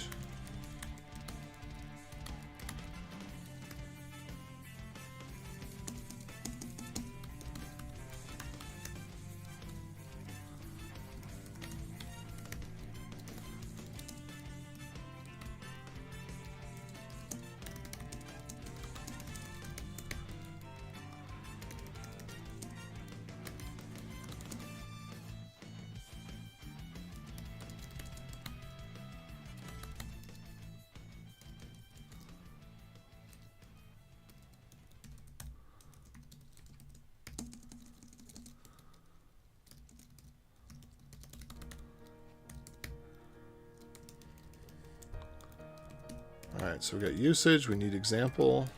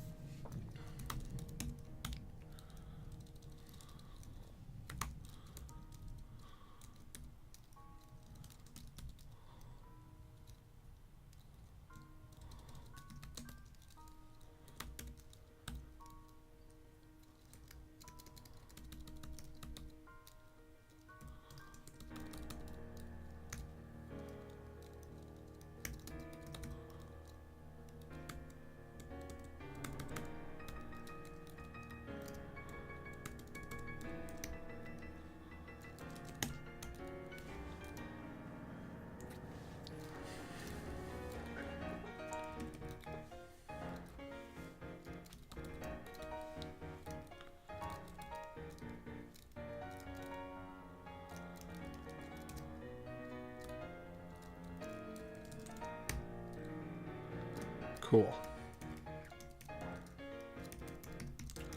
Exit 1. And let's do this.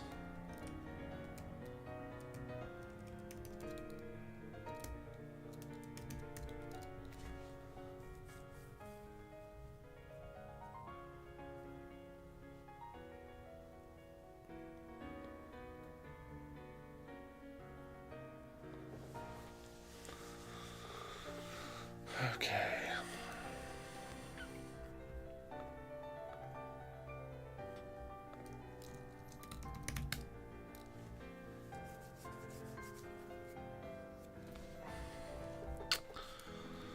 All right, so can't find the directory or it's not writable.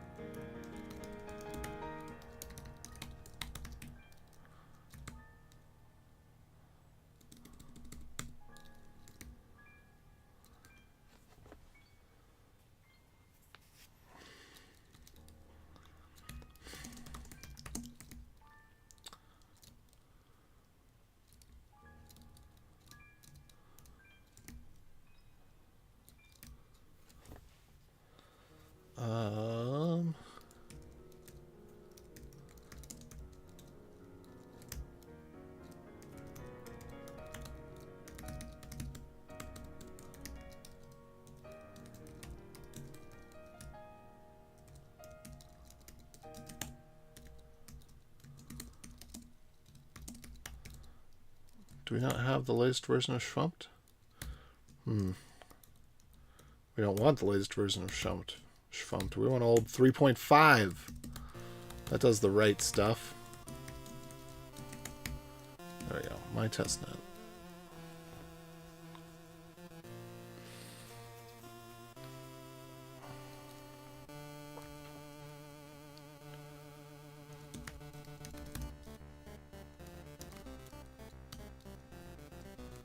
My blockdir equals my datadir. If test dash n for non-empty, which is so weird, that's a double negative. But whatever, we'll go with it because that's the POSIX standard, and I'm positive about POSIX, of course.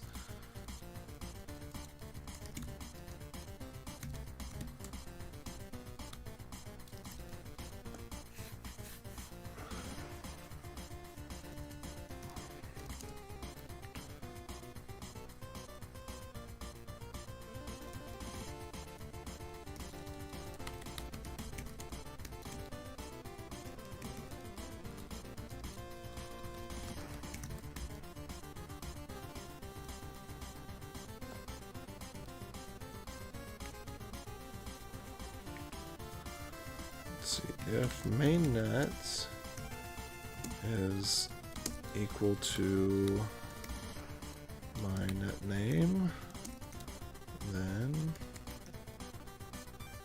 my net name is nothing.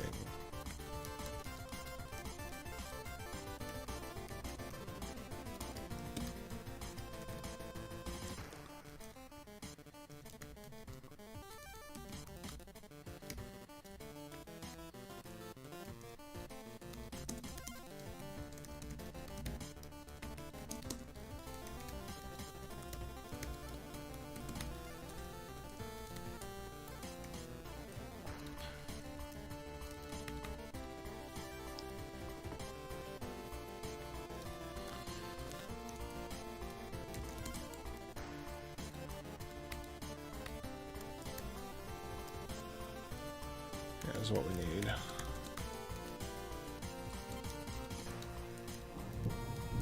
Whoa! Evo's coming in hot. Do you hear it? That must have been Evo.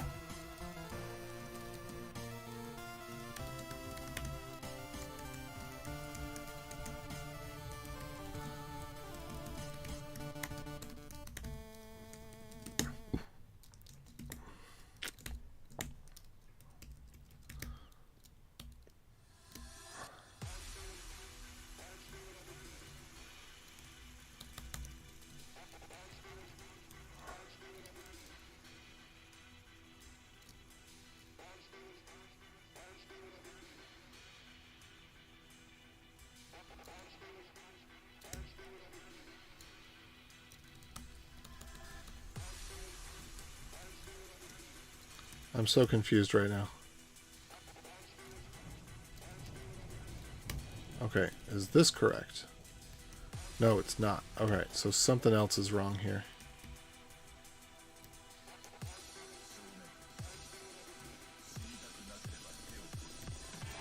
Let me just save that and see. Okay, so this is wrong, but why? Where's my syntax error? Where are you, syntax error? Why can't I find you?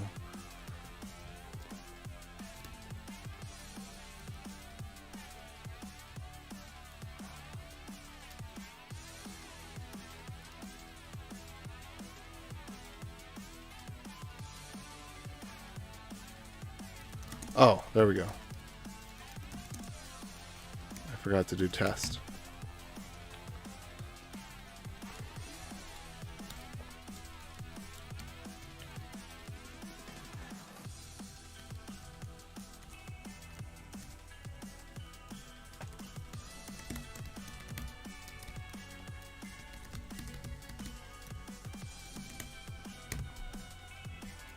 There we go. Okay, so.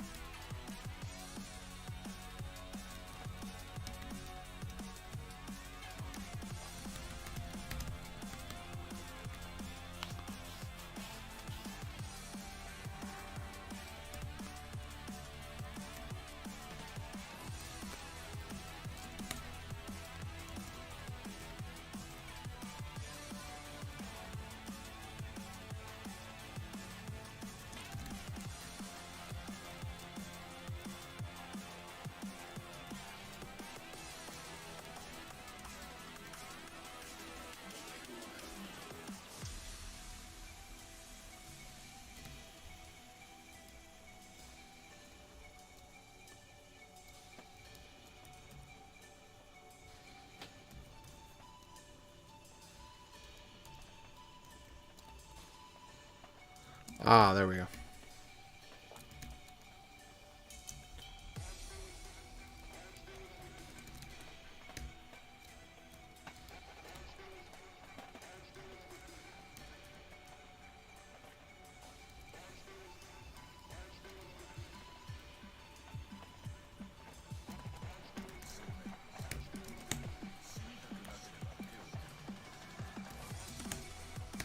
Oh, okay. The error was just vestigial. Alright, so let's see here.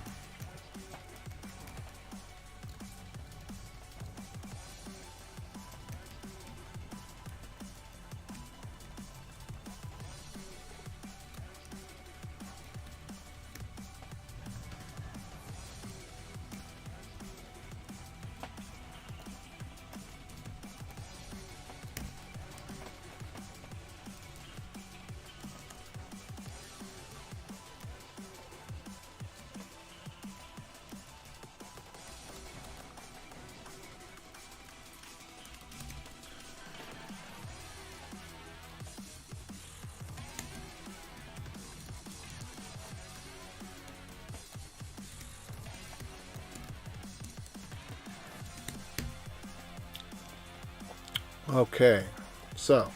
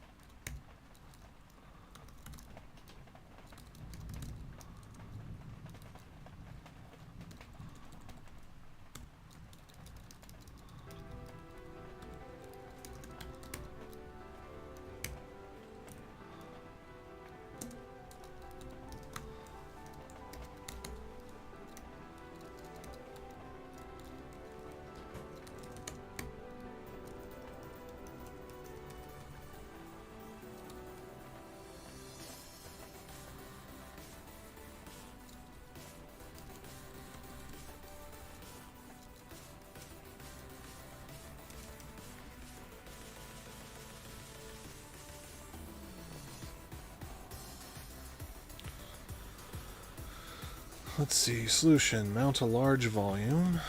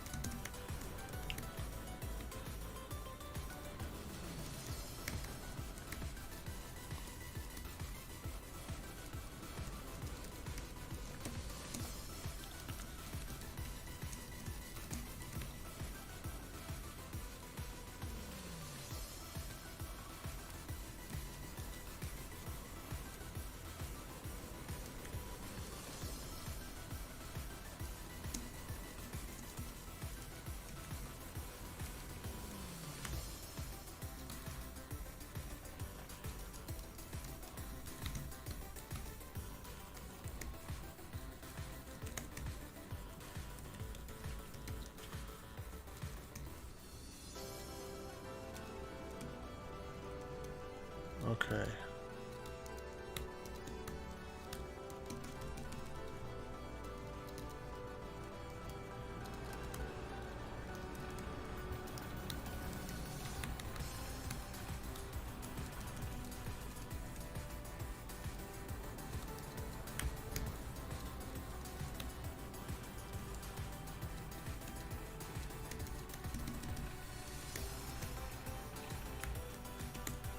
Okay, there we are.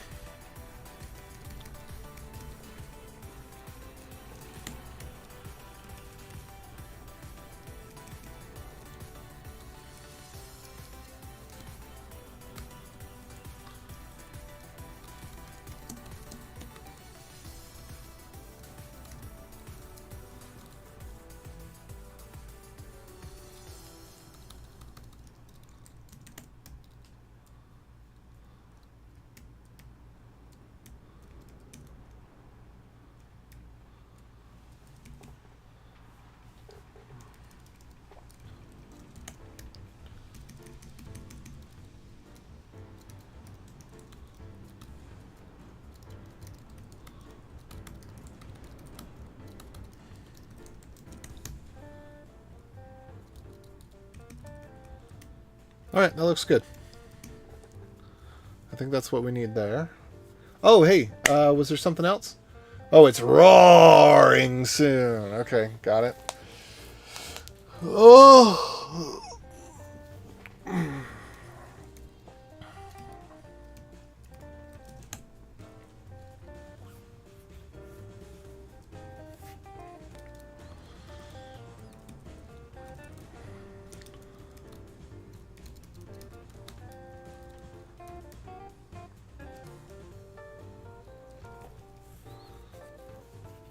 All right.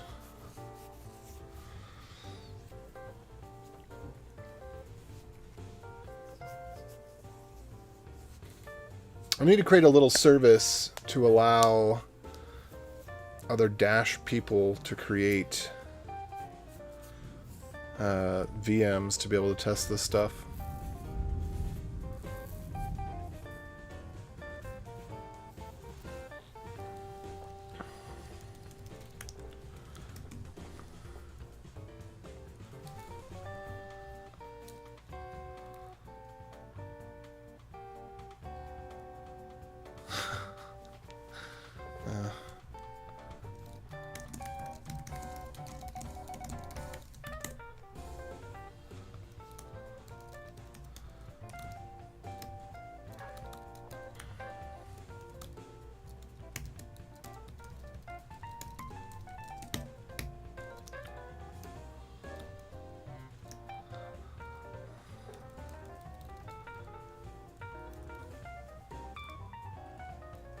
Wait, what was this? Oh yeah, so we already did that. Hold on.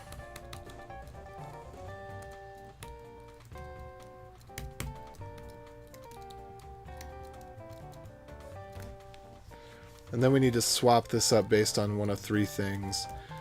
So if Linux.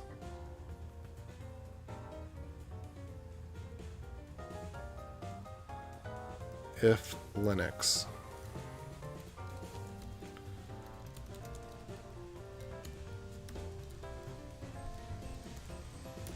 No. Dang it. Which is it?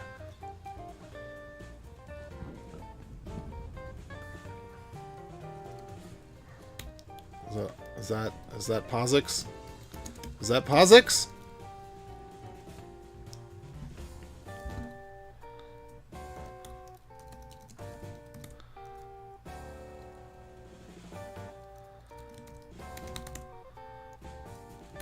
Oh, kernel name. S.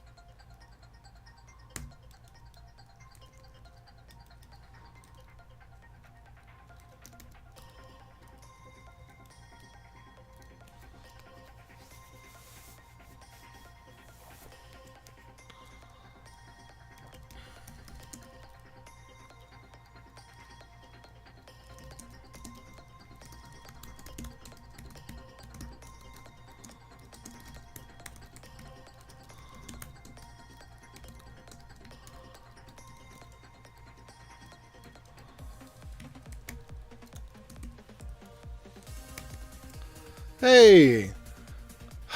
It's my old favorite, the Ice Cap Zone. It's nice to hear that come up again.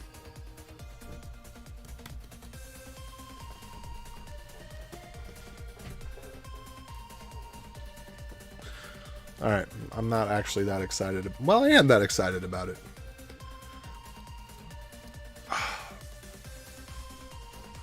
I got these nice headphones right here. This actually would sound a little bit better with, I think, a fully closed back. I've been thinking about getting some fully closed back headphones, but I don't know if I'll do it.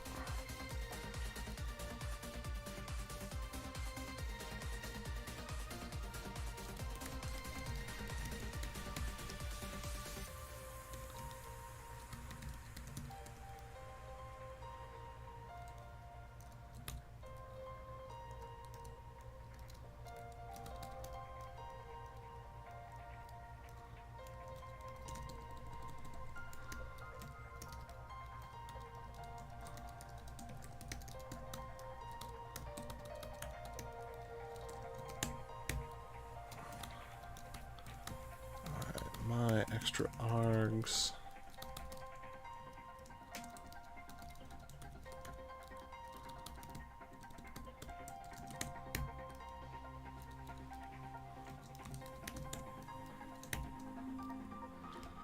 Double quote to prevent globbing and word splitting.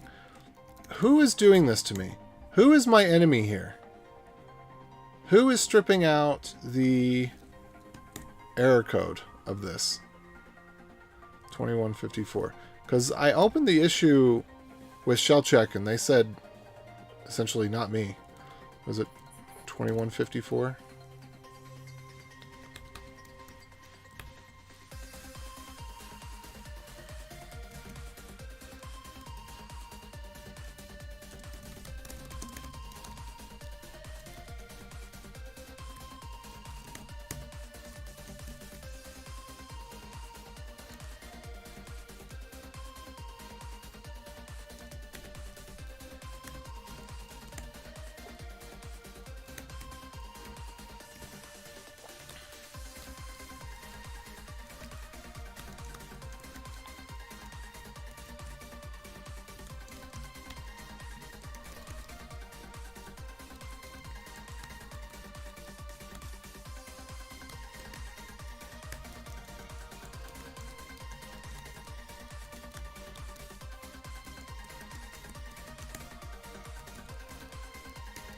There we go.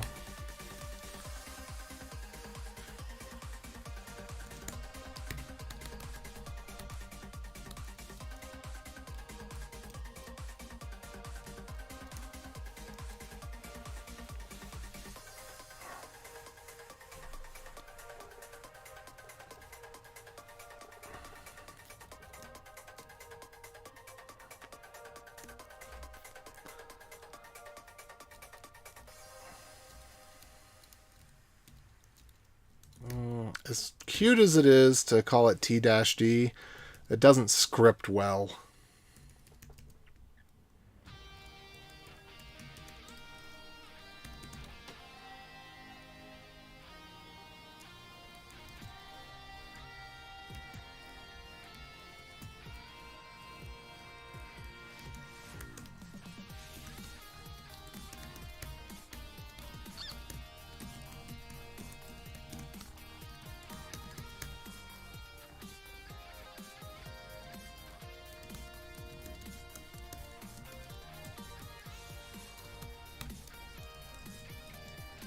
I really like the idea of calling it T-D, but I like the idea of it scripting well a lot more.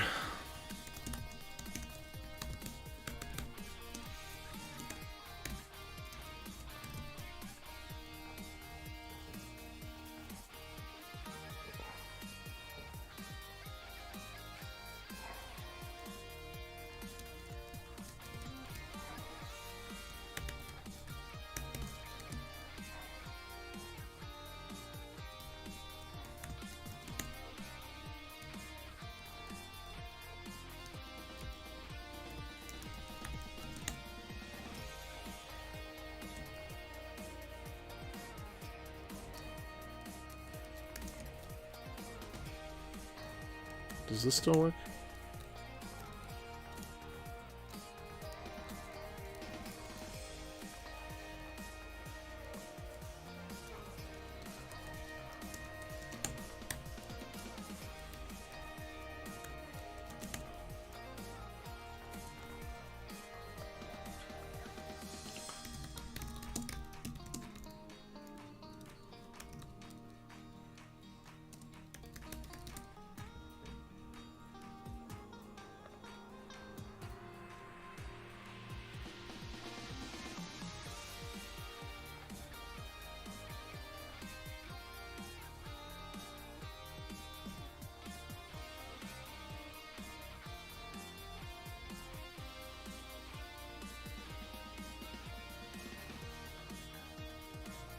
I'm not sure why this is not working, but this should work.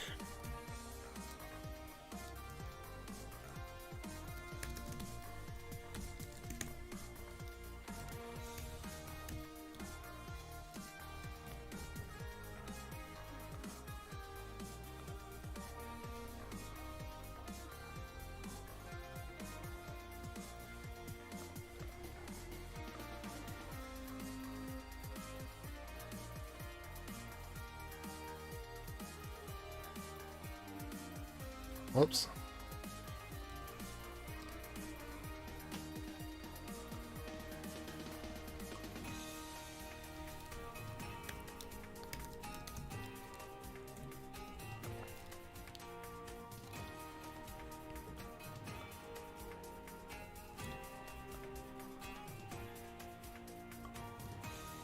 Oh, that's the wrong one. Hold on.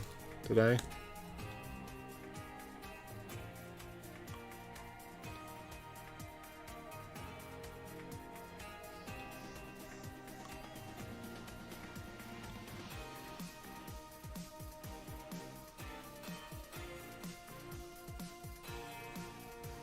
$20.86. Okay, somehow I had the wrong thing in there. Well, I'm glad I didn't go forward with that.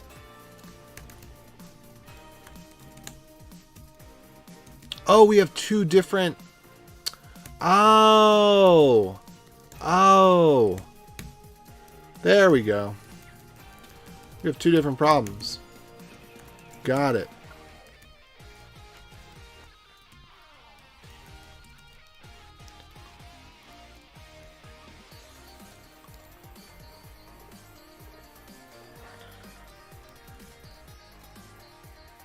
Okay.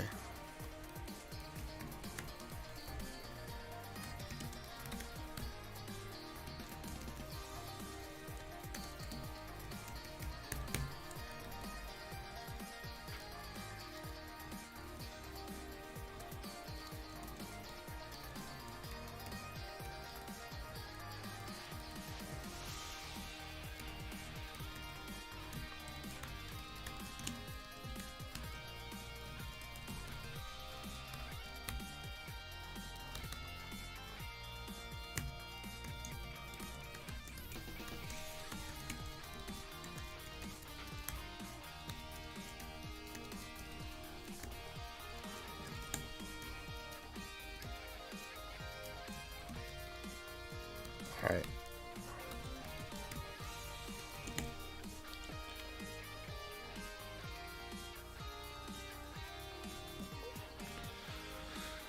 Okay.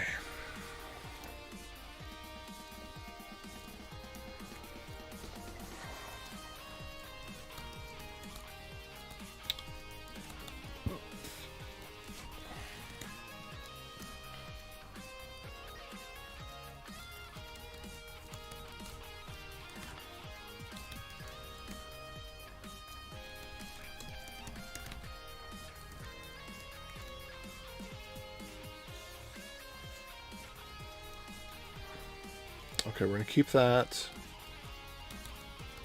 Dash conf, and then datadir is going to change.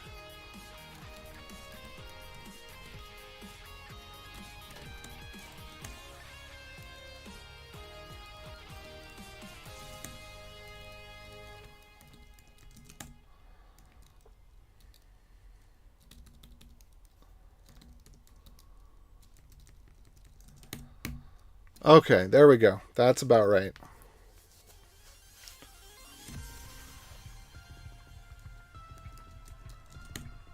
Oh, and it's time for me to go. I have to leave now. Crap. Well, I guess I'll have to test it when I get back, unfortunately, because I don't have time to test it now. But I think that this is pretty much it. I do need... I want to create it for OpenRC as well. So it'll work on Will's favorite, Devuan. Actually, that'd probably make Will very happy.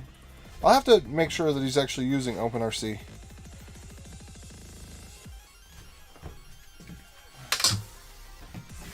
Let's see.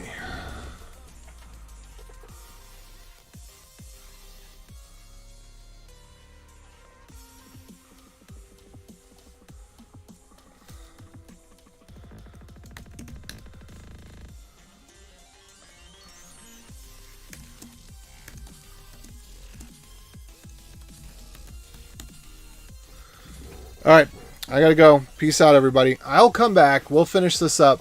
It's pretty close. It's. I'm gonna go ahead and do a whip commit on this.